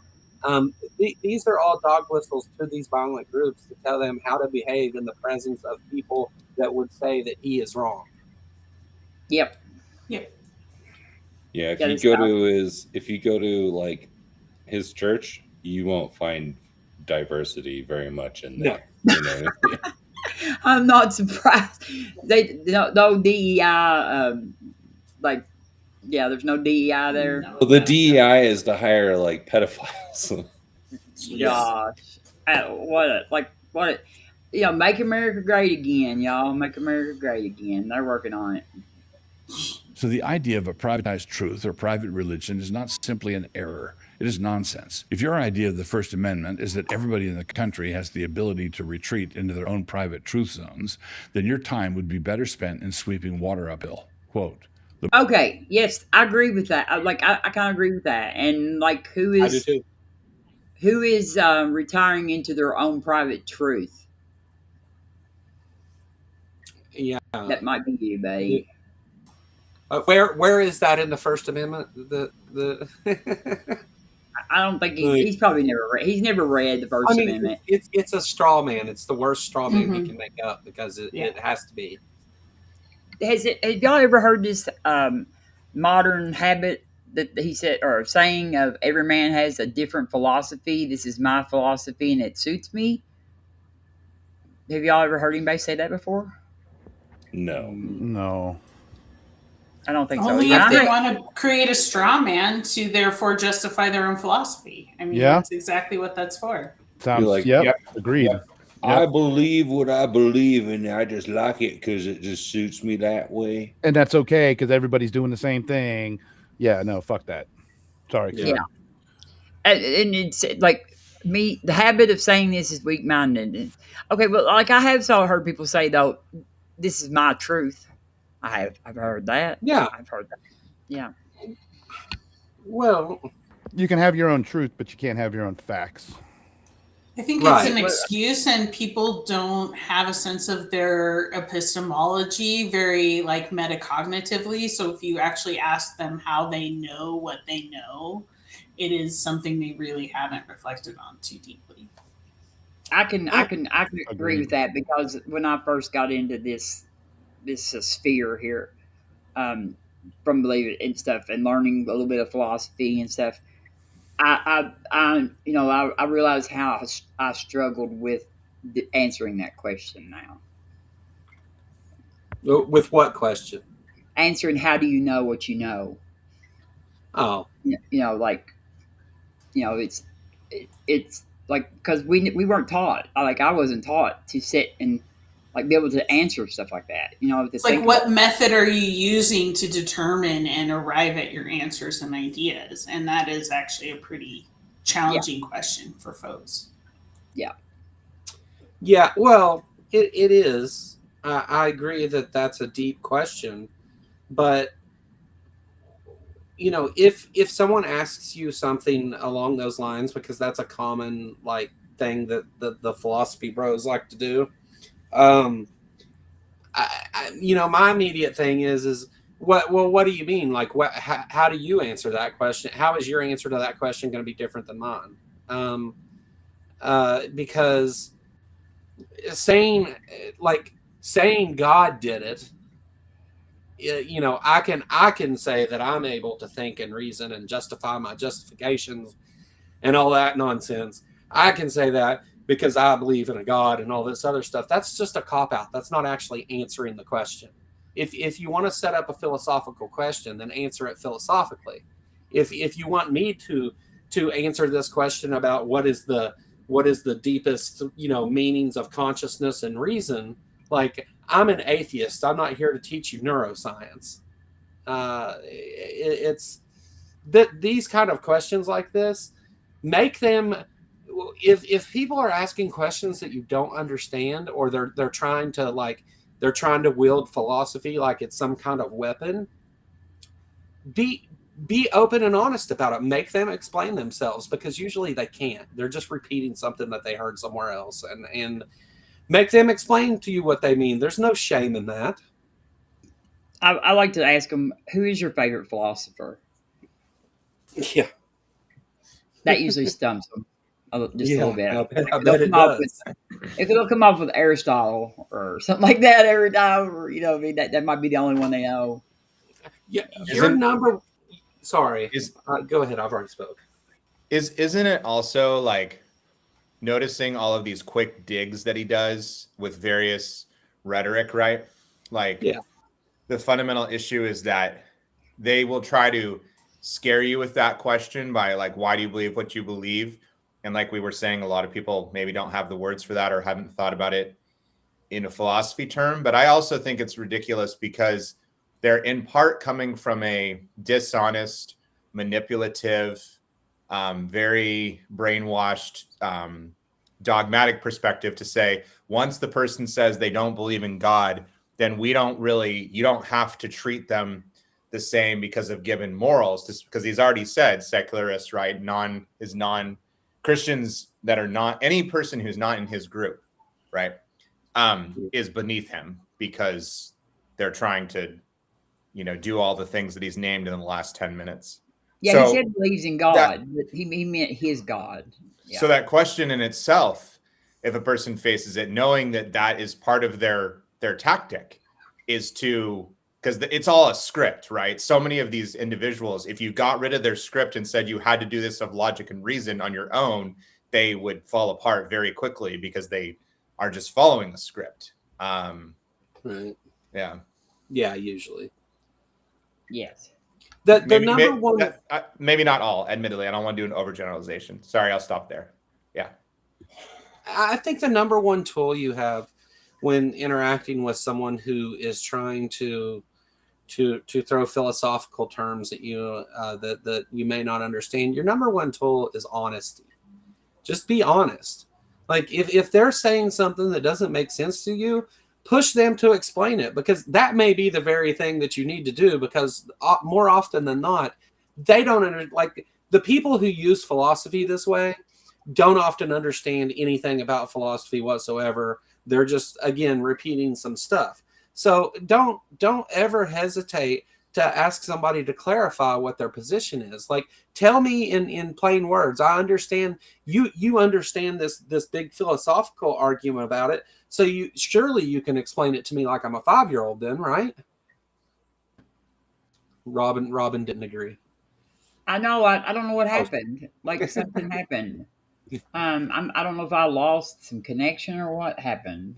Did you just get rid of the video? Because now I see the quote from him still. So it's no, I didn't get rid of it. Let me try to play it. Let's see. It's Modern habit. Every man has a different philosophy. This is my philosophy and it suits me. The habit of saying this is mere weak-mindedness. A cosmic philosophy is not constructed to fit a man. A cosmic philosophy is constructed to fit a cosmos. A man can no more possess a private religion than he can possess a private sun and moon. G.K. Chesterton. Take it down to the basics. If Christ is not over the state, then you're actually trying to allow the state to become your Christ. Little children, keep yourselves from idols. all right. Available. Let's not play his That music. was disgusting. Oh, I just have to say that was absolutely disgusting. Yeah, I can usually only listen to like 5 minutes of him, and then I'm like, ugh. Yeah, that was nasty. Okay, I mean, now it's I don't like, know what- right, having even a basic knowledge of psychology and what he's doing to manipulate people and whatnot. I feel like that's part of what, for some people, they say, no, this is normal, right? If that's what they've grown up around, or they're an adult who demands control in this way, right? Yeah. Like our brain, and I'm not trying to sound better than, right? But if you have a brain that has been exposed to psychology and sees how he's lying and the tricks that he's doing, then yeah, it's like a thing of disgust, because I'm just like, dude, this guy's full of crap. But there are people that literally, dogma is strong in all of us human beings, right? Like psychologically. For sure, wise, dude. sometimes. For sure. Yeah. Yeah. I cannot figure out what I've done to my screen. It's got its own messed up. Like Robin, we got to get you a class. We got to get you a class to see how to use it all. No, I'm I just kidding. know. I don't You know. know, the psychological warfare that they employ, they do it as like neighbors. That's part of the reason why I left Idaho, is just because I was surrounded by like cult members of him. And even I lived like 10 miles away from the town, but there were just like cult members of his that were my neighbors and shit. And I was like, I don't know if I feel safe here, really, or comfortable even being myself. Okay. Is everybody here? Like, let's see. Yeah, now I think I so. see all six. See all 6 screens now. Hello. Okay. Okay. Yeah. Okay. That's everybody. Okay. I was thinking there was more people than that. I don't know. Yeah, that's all I was, I guess. No, okay. Yeah, that's okay. That's everybody. I mean, Never there mind. I'm is sorry. really like such a focus on othering and separating and being superior to the other that they've created. And Yep, well said. I mean, there's a lot of projection going on there at the end too, because the what he is about have your own philosophy. Why are there 40,000 denominations of Christianity? It's because they all interpret it differently. They all differently, and they all say that they're right and everybody else is wrong. well, why did he make his own denomination and ordain himself? Sorry. Because that's what religion allows for. Absolutely did. And if Yes. you if you tie it into the pursuance of political power, which he denies, and he's outright lying. If you tie it into political power and then the denying of the science, discrediting the scientists, so it's the entire system, but we have the right way. And yet, why is it that the human being can recognize when other groups do that, right? When other groups are saying that, but then they don't say, oh, mine's not doing that though, because it is the right actual one. And that cognitive dissonance, like I feel like that's what's in the First Amendment. The Congress cannot create, establish a religion. Yeah. But what is the Constitution? Because nobody else is paying attention to any of it. But he's but he said right there at the end that if you let the government be run by secular people, which is just like I said, just people who believe that religion and government should be separate. It does not mean they're atheists. Yeah. You can be a Christian, you can be a Muslim, you can be a Hindu, you can be a Jewish person, you can be any of those and be secular. You just think that the religion and government are separate. So if we that's not what the founding fathers intended. You know this. They love Jesus. But we're gonna let Brett. Brett is like a big history buff, probably bigger than I am actually even. I'm gonna let Brett talk about that for a minute, and then Master Blaster, I want y'all to kind of fill us in about y'all's experience if you don't care. So go ahead, Brett. What part exactly do you want me to just the First Amendment, and I want to be aware of time. So like the show was founding of the United States, a creationist event. So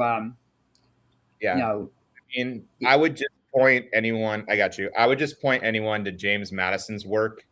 If you're, on his website from Montpelier.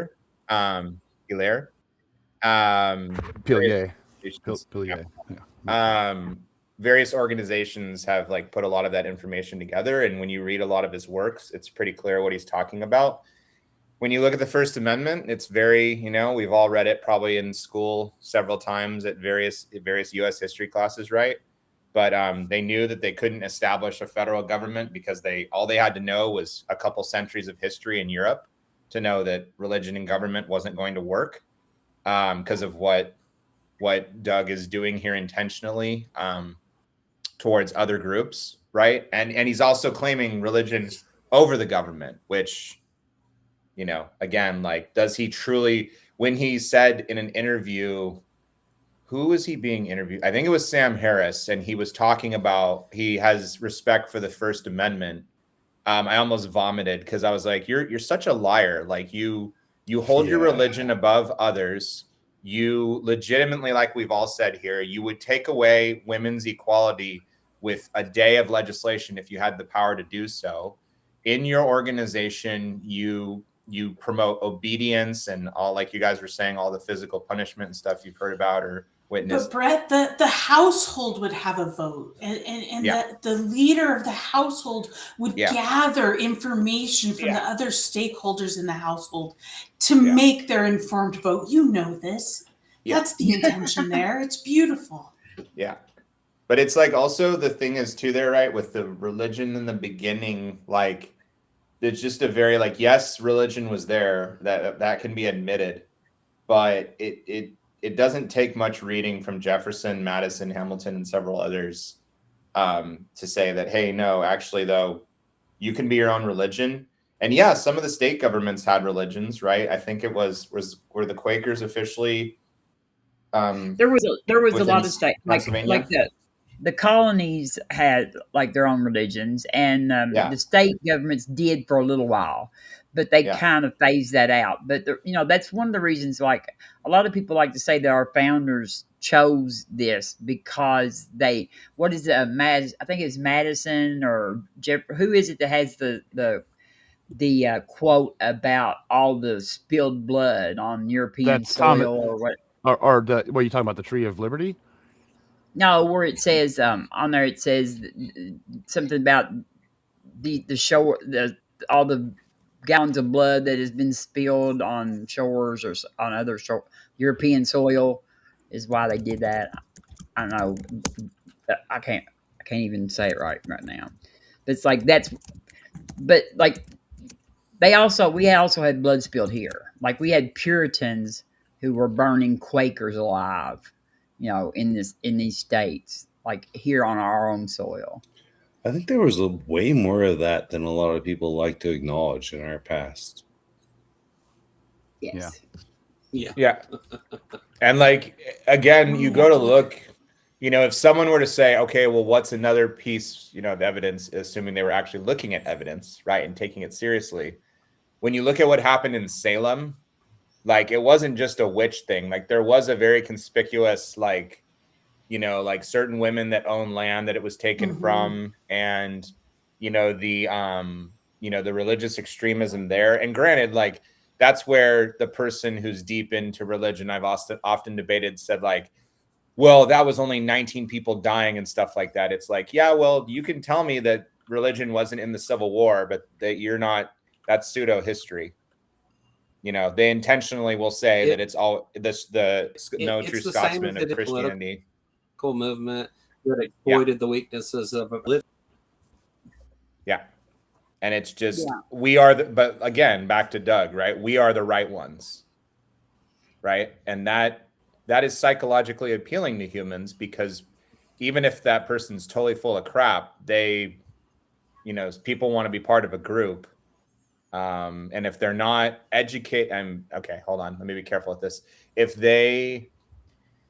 a person doesn't actually know the history and their family embraces the opposite history, like, of the creationism and stuff like that, it takes a lot of guts to actually go read the books on your own and be like, oh, actually, my family doesn't believe this for good reasons.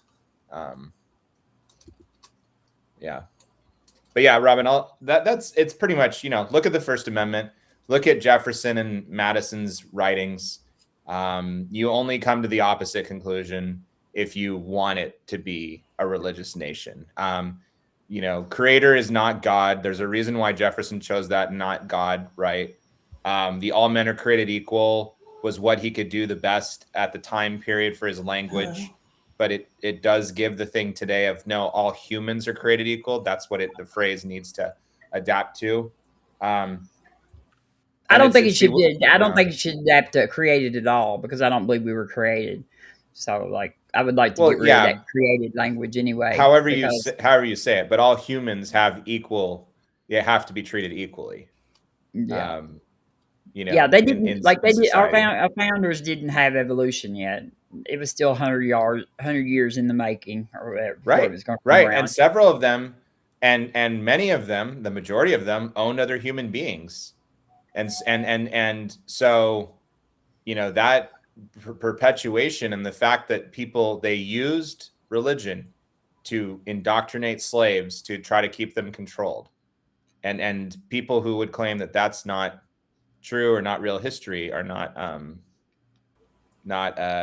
they're not actually reading what's real. Okay, I think Hizzle dropped, and then I think your wife's coming back. Okay, Hizzle, did you drop on purpose? Oh, just write in chat. Okay, go ahead. I'm sorry. I was just gonna ask, do you ever think about, is it like 5 compromises that were made in order for the Constitution to carry, like, each state, and how, like, the religious clause and the First Amendment really wasn't a part of any of those compromises? So you can see that it wasn't really an issue for the people who voted on it. Are you talking about between, like, the Federalists and the Anti-Federalists? Yeah. That's a good question. I don't know offhand. But my suspicion is people like John Jay that was actually for religion and government. There were a couple of them. Let's not deny that, right? There were a couple of them that were trying to get it in there. But yeah, I'm not positive. I'd have to go do more reading on that area. But I was thinking about that because I've taught the Constitution before, and I taught those 5 compromises, and that was one of the things I kind of caught when I think about people trying to argue the whole founding fathers being evangelical Christians kind of argument.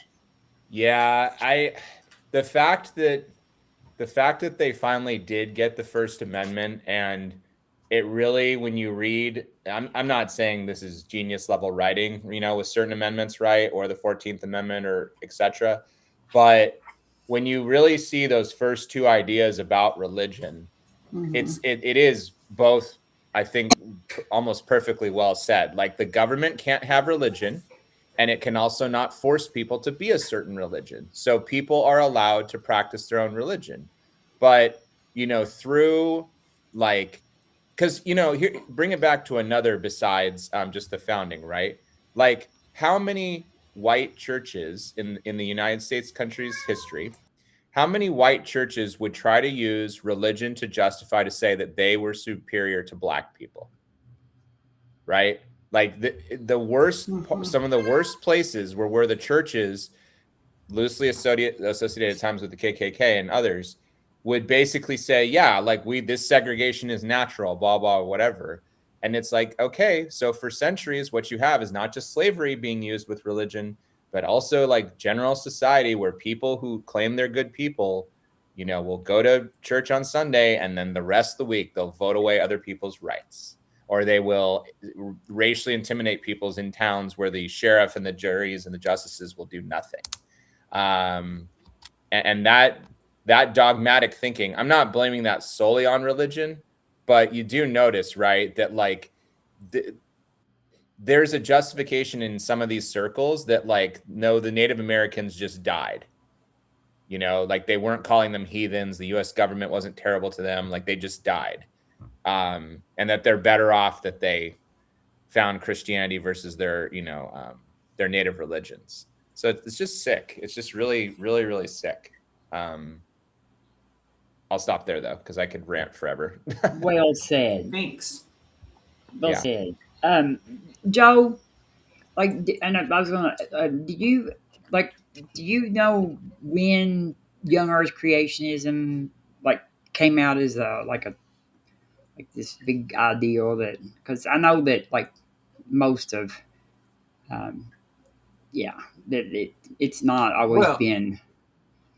Well, it just wasn't called young Earth creationism. Like, you've always had biblical literalists and fundamentalists, and there's always been pockets of those. The like you and I both said, Robin, we thought that everybody believed young Earth creationism the same way that we did. But when I was a kid, it wasn't called young Earth creationism; it was called Christianity. You know, it's not until people were able to connect more through phones and technology and the internet, and be able to see that lots of people are practicing this Christianity much differently, that then you started putting people into separate boxes, and you had your young Earth creationists and your old Earth creationists, and all those different things. There's denominations we didn't know existed until a few years ago. But then, Joe, do you also think that you thought that you could believe Christianity and creationism because the First Amendment of the United States allowed it compared to the rest of the world? I mean, I've always believed in, think like, during the First Amendment and stuff as a Christian. I never had an issue with this. Because I think I used to take pride in the fact that it's like, yeah, technically all religions are possible in the United States and anyone's free to believe, but like, it gives me the freedom to believe this truth, right? But the total horse shit. Am I allowed to swear? I heard some people swearing earlier. Oh yes, Like, you can swear, Brad. It was my fault. I did. No, you're good, dude. The total bullshit, revisionist history of, oh no, actually Christianity needs to be in the government. It's like, no, you may want your religion in there, but that, you know, that's the scary and disappointing and scary ass shit of it all. Yeah. Well, it's intentional, the propaganda, social media, with ramping up, you know, people who don't deserve the influence, the terrible influence they do, like, you various podcasters and groups we can name the manosphere as well. And it's like, I feel like that's a part of history we're all actively in right now, is information is spun so quickly, and bullshit and hate and anger and all that stuff sells much quicker than the actual thing of, no, you actually have to get along with other people, and it doesn't matter what religion they are, and you can't persecute people because they're not heterosexual. And that infringes on my individuality. Yeah. I can't. Your grandpa was actually racist. We see him in the picture of where he tried to stop black kids from going to school, and I think that's part of. There's a portion of the population who will see pictures like that, and you show it to them like, what is this? Was your grandpa there supporting the black kid going to school? Be like, oh no, they weren't. Oh, well, that sucks.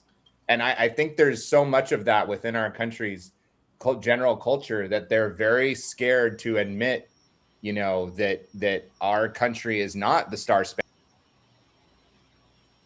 No. You did it again, didn't it? Yeah, but it's back, I think. Yeah, you're good now. Yeah. I hear you, Brett, because like my granddad was a Greyhound bus driver in the freaking from Tallahassee to Chattanooga in the like 50s and 60s, and I know he told people where they needed to sit on his bus, and it's craziness. Yeah. And right, we can't sit here and be like, okay, 50, 60 years ago, all right, you guys are shit people, because if you don't actually believe forgiveness in humans and compassion is real, then regardless of religious or not, then society can't actually get better. We can't stay bitter with stuff, and we will have to have that kind of reckoning, the reckoning of our past of history that some kids don't learn about and realize, oh yeah, like people were really terrible to each other, but here's how we could maybe make a better country together. Yeah, let me say something real quick. I want to point out something. Hold on a minute, Joe, and then I'll let you talk. Out in chat, Hizzle is out there. Hizzle is the sheriff in this town. And if you're going to engage in chat, you will be timed out if you make comments that he finds inappropriate. So just you might want to, like, I know what Hizzle. I know you didn't know that, but I know what might say some things that are not actually like occasionally, every now and then. So like what you might get timed out, and Hizzle's in charge. So. Yeah. That's all I'm saying. Now go ahead, Joe. So it's not like whenever you're talking about those things being in the 50, 60 years ago, I kind of disagree that that's the case from my perspective here in Kentucky. Racism is alive and well. Xenophobia is even more alive and well. The way that those other religions and things were treated whenever I was a kid and raised was that the only Catholic was one that wasn't around anymore. The only good Catholic was one that wasn't here anymore, right? Yeah. Like, that's how I grew up in North Idaho. That was the same way. Yeah. Yeah. That kind of stuff still goes on to this day. And not, I mean, it's gotten better. It's gotten way better. But it's still very much like that in a lot of places. There's still the black folks live on one side of the town, and the white people live everywhere else here. Like it's still very much a thing. And it's to be able to learn the given history, you have to first have people who are willing to teach that history, and to also go to discuss it, to open, to say, yeah, just so you know, like the version you've been taught before and whatnot is very, like you were purposely propagandized to not critically, to critique examine it. Society. Yeah. Which is why the free press was also so essential to a certain degree. But the press now, with all of its, corporate interest crap and, and really, certain items, has not done well. It's like 10 times worse, right? Yeah. You can hear it in every story in NPR that they're being clearly censored and have to really, really watch what they say. Yeah. Instead of saying like, oh my God. Sorry, go ahead. The First Amendment here is wielded to say that the KKK has the right to put flyers in your mailbox, recruitment flyers. Like that's the kind of arguments that are made with that kind of stuff. Yeah. around here anyway. I don't know about Which- other places in Kentucky, but Yeah, which is just a very like, the fact that that kind of thing, it's like, would you be like, why are you okay censoring their speech? I'm like, because when they go to put the flyer in a person's house and that person is not white, how is that person supposed to feel? Are they supposed to feel like they can live anywhere they want to? And that They certainly don't feel like they have an equal voice. yeah, exactly. And that's, I think, one of the things I was debating a couple of people on our Discord channel. I'm with Robin over at Pangburn. And there were some people that were that were a little bit upset about the whole voting rights thing. They're like, it actually needed to be changed because blah, blah, whatever. And I was like, guys, you're missing the history.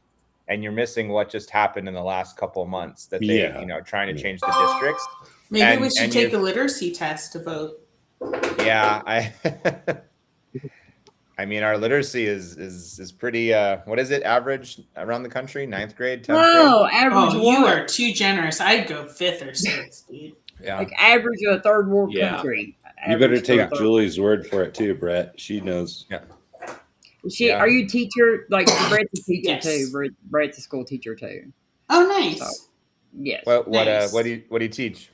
Well, right now I just tutor K-8 ELA, but I've taught college level classes. I've taught ESL to college students, and I've taught adult basic education.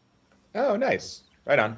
I do. And I I've have done, I have a daughter who is teaches chemistry and biology.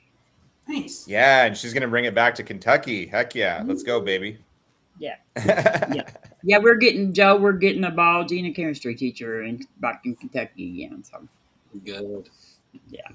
I teach Good. I teach AP government, and Nice. last couple of years, whoo, doggy. Arizona actually has a required Yeah. civics test for high school diplomas. It's hilarious, but I doubt that Pete's headset could pass it. Yeah, I would doubt. Yes, I doubt he can. I would Be say really that there's fun for probably a him to good take chance that very very few people in Trump's inner circle could pass it. My high school didn't require that you need to graduate. Nice. yeah, that's wild. I mean, but And you how get did the it same make you diploma as feel to everybody. try to read? Did you feel good about that? Did your teachers build a relationship with you? That's what matters. No, I thought I was stupid until I went. I'm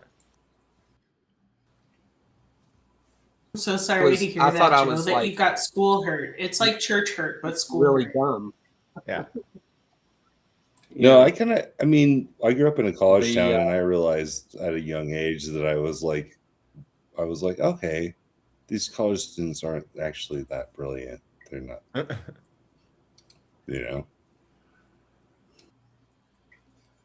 I like the Well, artists, I think and college- I like the dudes that like to hike into the wilderness. There was a bunch of forest majors and shit. Those guys are cool. They're chill. They're just like, we like trees. I'm like, all right. Okay, College I want taught y'all me how to to. learn on my own. Yeah, that's true. It does. Yeah, exactly. That's what those dudes did too. They're like, you better start learning, boy. But I want y'all to so Blastermaster and is your name Julie? You can just call me Jules. Oh, Jules. Okay, because my Yeah, glasses are like dirty and like the writing is very fine. small. So okay, Blastermaster and Jules actually know Doug Wilson, Pastor Doug Wilson. He's from their hometown, I guess, or something, or they used to be.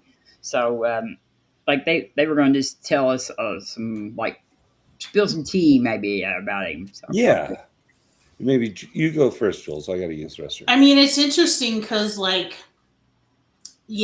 I grew up in a small town very close by, but I, of course, went to church in the same town where Doug Wilson's church is. And my first exposure was the fact that my parents were friends with a family that went to that church.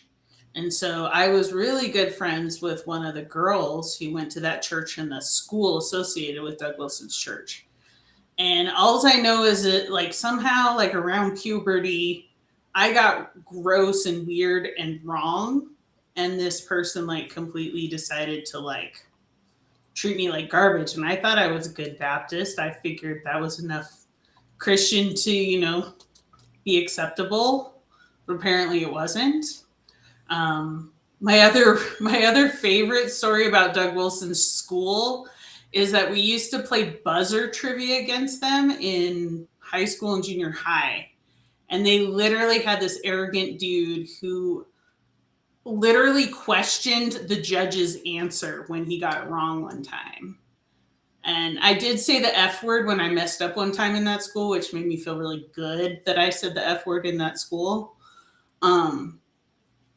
But I mean, it's just so weird to grow up still in like a religious, very religious context and still be rejected and judged by other Christians. And that was the weirdest feeling. And I think that was one of the best reasons to help you start questioning your faith overall, you know? So in a way, I guess I could almost thank Doug Wilson and his cult for helping me deconvert myself from religion, seeing the extremity Absolutely. of it. But I mean, it was hard because I was, you know, like 18 years old working at the pita pit, and my homosexual like coworker came back from their coffee shop in tears because he was discriminated against for that. And you know, witnessing all of that around me and still having this other faith that's supposed to still be in the same team as them was just so eye-opening and really started me questioning and being confused as to why, like, once again, I thought Southern Baptist was like good enough Christian. I'm pretty sure I get to go to heaven. I'm saved. We're good. You guys are born again too, right? And like, apparently that wasn't the case. And that's a really good way of helping you figure out that it's all bullshit. And the human, like the reaction and point, like of where, you know, that side of them comes out. I'm kind of like, guys, I want to be civil about this, and I want to, like, you know, embrace the First Amendment and stuff like that. But like, I'm not going to hide the fact I can see very carefully that you are literally trying to influence the states and people to go to vote and stuff like that. Exactly. And the thing is that it's the same tactic with all of the podcasters and others, right? It's not actually getting into a debate where they have to shut up and they can't interject, right? And they can't, like, whether it's, you know, the extremists on abortion or whatever else it is, they actually are, they know that in the quiet of having to listen to the other argument, people aren't going to take their argument. Their arguments are terrible, right? They're so like, they're so hateful, you know, of oh yeah, the person's not heterosexual, and it's just like, fuck off, I believe man. it's, as Fuck Julie off. would say, is unvirtuous. Yes. Oh yeah. Yeah. It's what's unvirtuous, or like if there's a vice is the opposite of virtue, right? Yeah. So you either have a vice of excess or a vice of like absence. Yeah. And and the virtue is the mean. Yeah. And the fact that that dehumanization shows up its ugly head up again, and we have to like explain to people like, no, Andrew Tate is a piece of shit. You're like, how do you explain that to your nephew? That's what should be self-evident and inalienable. Yeah, I walk through it. I have a nephew actually who's 16. He'll be 17 pretty soon. And I'm very honest with him. I'm like, what do you think makes a good human? Just like, let's just break this shit down with you and your friends, right? Like, what makes a good human being? And tell the truth. And I think most of the kids, you know what? I think kids do have a lot of good empathy. Sometimes the system tries to take it out of them, you know, with jobs and stuff. But I think they have a really good empathy drive. And, you know, most are, I don't know. But I know there's some. But they don't get that message from the mainstream, unfortunately, of empathy. It's all me. There's so much propaganda. That's the problem, right? Exactly. so much damn We've propaganda. got to be looking out for ourselves and in it for ourselves, and it's such fucking Yeah, you awful mentioned things. that earlier, Brett. Like how there was like a lot of propaganda, and I think that just really like the kids do not. I feel like COVID really destroyed a lot of people. You know what I mean? Yeah, and it's brought up this social media. I mean, if you ever read, if you've never read it, highly recommend Entertaining Ourselves to Death by Neil. That sounds good. Yeah, I like the Postman? title. Yeah, I can't remember Neil. Shoot, I'd have to look up his last name. But anyway, you look it up. It's a popular book. I've heard of it. I think. And it's also, I think it's also a free PDF if you want to just see on any given website. They might have a copy. Nice. But basically, he argues that TV going from the news, writing, newspapers, radio, TV, and then he saw the beginning of the internet before he died, I think in the early 2000s. But he saw this thing of like information being made into entertainment. Mhm. And he said that, narrative and other stuff have broken into it, kind of like, yellow journalism, where all they do is dog the opponent. They don't actually, often talk about themselves, Yeah. But it's like, it's very, I mean, I think that's like, that goes towards sort of like the Jay Dyer type of apologist, right? That we see on YouTube. And where it's about scoring points, not actually debating the topic. Exactly. Yeah. Because like the absurdness of, the amount of people in our country that are not aware of what truly has happened to non-white people and how they've been treated at various periods. Like, it's just a very eye-opening thing to come to see that, yeah, you know what? No country is perfect, admittedly. But when you go to the propaganda and they just tell you China is bad, USA, USA, USA, it's like, there's blood on this soil too, buddy. And yeah, a lot. Didn't you know China's bad because they had an evil atheist dictator? Exactly. And like, super focus on the atheist part. Yeah. Like if they were to have a real conversation and swore upon whatever that they were actually going to listen, if they go to talk to so many native tribes about what happened to their people in their history. Yes, we have native atheists out in chat. There's a lot of them. Yeah. Absolutely, dude. Yeah. I mean, native is on. Yeah. Jules and I live around a bunch of natives, and we always have lived around native populations. And when you grow up around native people, they give you a sense of like, hey, we're here to respect the earth and not like what are you white people doing, kind of thing. And I can relate to that too. Like, now that I'm older and more mature, I'm like, okay. So I want to take his time. We lost Joe. He said he had too much of a delay, like I guess with his internet. But Joe, Joe is putting on the Ark Encounter protest again this year. It's going to be the 10th anniversary. It's going to be bigger than it's ever been. Seth Andrews is going to be there. There's Mandisa Thomas. Like I can't even remember who all of the speakers are. Oh, I'm sure there'll be a bunch of people there, I'm sure. Yes, I asked Joe. One of us is going to put it like he's got a fundraiser. I think maybe it's tomorrow. He's having a fundraiser tomorrow, I think, and then I believe there's going to be one on Objective Ethics channel too coming up, but I can't remember the date. So we're going to have a couple of fundraisers. It's like I said, it's the 10th anniversary, probably the last one. Maybe they're thinking probably because we've done it for 10 years, or they have. So I think it's getting kind of it's a lot of work. Joe's done it for this will be the second year in a row. He's been in charge of it, and it's like a huge undertaking for him to take this on. And yeah, it's a big deal.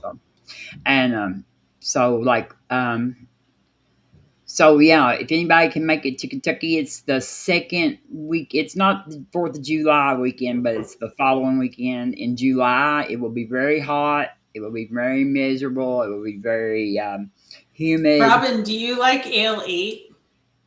No. Oh, okay.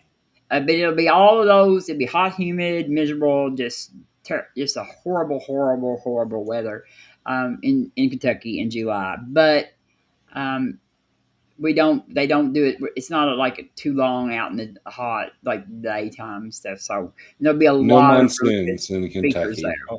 A lot of really good speakers. So if you can come by tomorrow, I think I'll get the link in chat and in the description of the video so y'all can know when to show up for that. But I think that tomorrow is I asked Joe to put it in chat, so he hasn't done it yet, but I'm hoping he gets it in chat. So, Hizzle, maybe if you could go over to Kentucky Atheist channel and link that that fundraiser. I think that is tomorrow. Things for that. And I can't read what that says. What does that say in there? Who is that talking? See, I can't read the letters, and I don't have YouTube chat open, so I can't read what that comment says. Can y'all read that? In chat here? Yeah, let's see. Oh, Architects of Humanity, a creationist event, more like a genocide. Oh no, yeah, it's not a creationist event. Like it's a protest for the Ark Encounter because Ken Ham used Kentucky tax money to build this hideous, supposed to be life-size replica of the Magic Zoo boat. So great use of our funds. But did y'all have anything else y'all want to say? I'm not gonna do another video because this one, we had plenty of company and stuff on this one. So if you don't mind, if I just take a minute or two. No, go ahead. That's fine. I was gonna say, growing up around Doug Wilson's cult was very strange because they would go to grade school at his church that had their own school, and then they would ship him off to the junior high or the high school. And there's a reason they created a college for them to go to, because they couldn't handle regular school, because those kids would show up to 7th grade and they'd either struggle and leave the church, and they would progress to the Nazarene church, which is the church I belong to, which was the next stage in the evolution of becoming the Christian, right, in the town. And but it was really funny because those kids were basically homeschooled. He has K through college now, kindergarten through college. Yeah, and they have both the local school and their own homeschool curriculum that Canon Press sells. Yeah, so it's a full indoctrination system that he has going on there. It's not just something small. And what he does locally in the town, he's taken up they've bought up all the businesses downtown, as many as they can. There's only a very few holding out, and they get investors that want to join the church from out of town to buy those businesses, and then they come and move into town, and they become part of the church, and then they try to they literally block off downtown every Sunday, half of downtown, just so they can have a barbecue and sing praise songs and act like a weird cult. They're bizarre. It's really bizarre. Can I jump in real quick? I would love to come back and talk more with you guys, just about, if you're talking about history stuff, or like we were saying, separation of church and state and kind of those other concepts. Because I think this is really important right now. I think there has to be a very, to say, guys, listen, this Constitution and stuff, these ideas here, you're allowed to believe what you want, but you don't have the right to come in here and force other people to believe what you believe. I think it has to be that simplistic of messaging. I agree. Yeah. Well said, Brett. Yes. Thank you. Yep. Yes, I agree. I agree. And this country was founded as a a nation that is separate. Religion is separate from government. It was, and I've debated this topic before. I have not. I've got to get it back re-uploaded onto my channel, but like you can go and watch that debate or any other. Like it was one of my early debates, so like maybe my like I'm kind of hard to watch. For some reason, I'm moving around a lot, but my argument is like so well put together. Like I wish I could had to debate like the appearance as well as I do on the argument, because I had a really good argument. So we are supposed to be a secular country. Like the founders would be so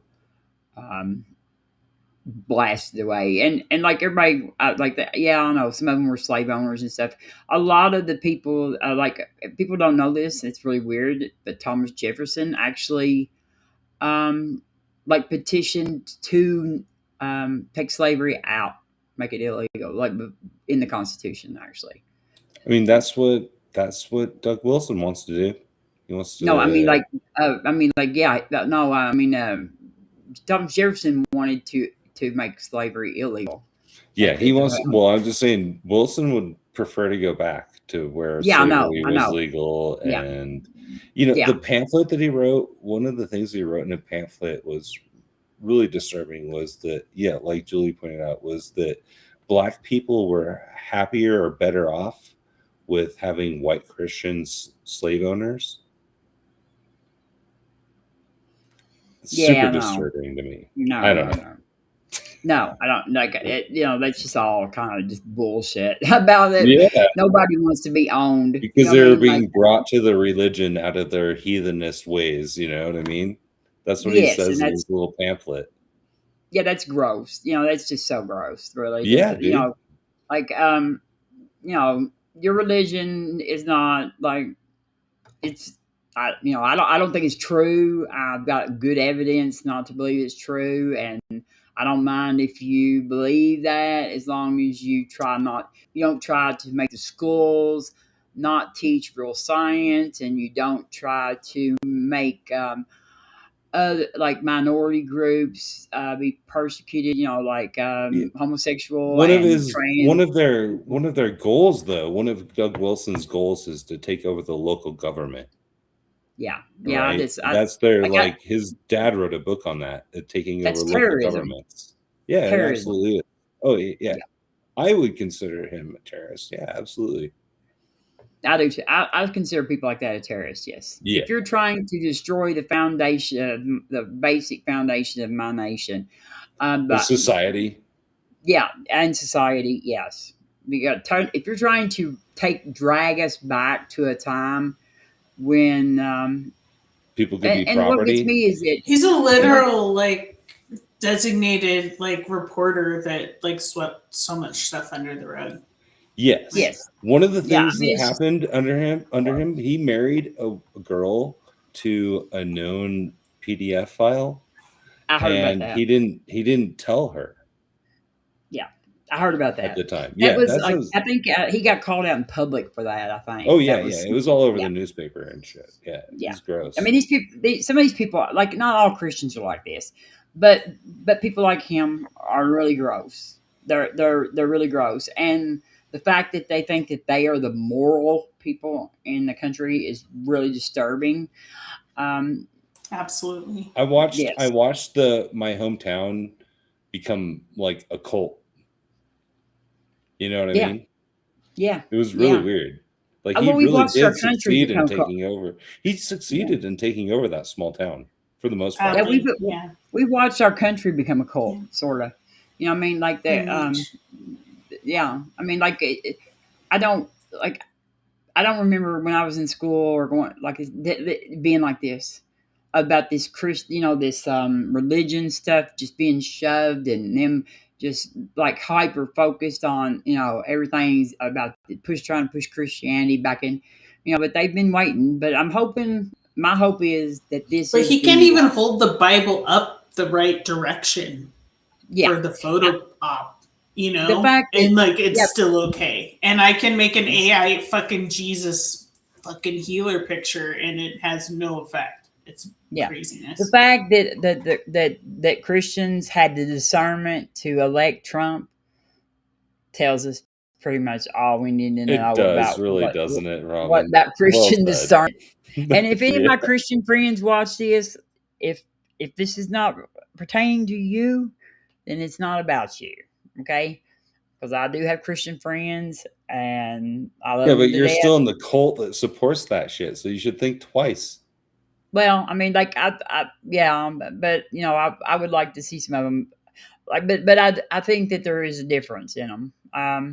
Yeah, Robin's I'm just the all, pebble in their shoe, sweetheart. yeah. I'm just saying, there's no I'm reason to calling him be okay. sweetheart I because like he to. literally is. You want to promote like positive models behavior for or a positive model behavior for others, you know. So Yeah. don't be affiliated with the KKK. How hard is that? Yeah. Associated with the KKK or the Christian nationalists because they're not American. And like I want to tell Doug, you know, I'm sure Doug Wilson's is never going to watch this, but he said that we cannot be real Americans. And I say you are not the real American because you are the one that is trying to turn my country into a Christian nation that it is not. And I want to tell everybody good night and thank y'all for coming up. And Blastermaster, do you know how to get hold of Joe? Because I think Joe would have been Yeah, of interested in course. that Yeah, conversation. yeah. Okay. Joe and I good. are great. Thanks for having us. Yes, it was nice meeting you. Thank you. And bye, y'all. I Yeah. love everybody in the chat. Thank y'all for coming. Bye.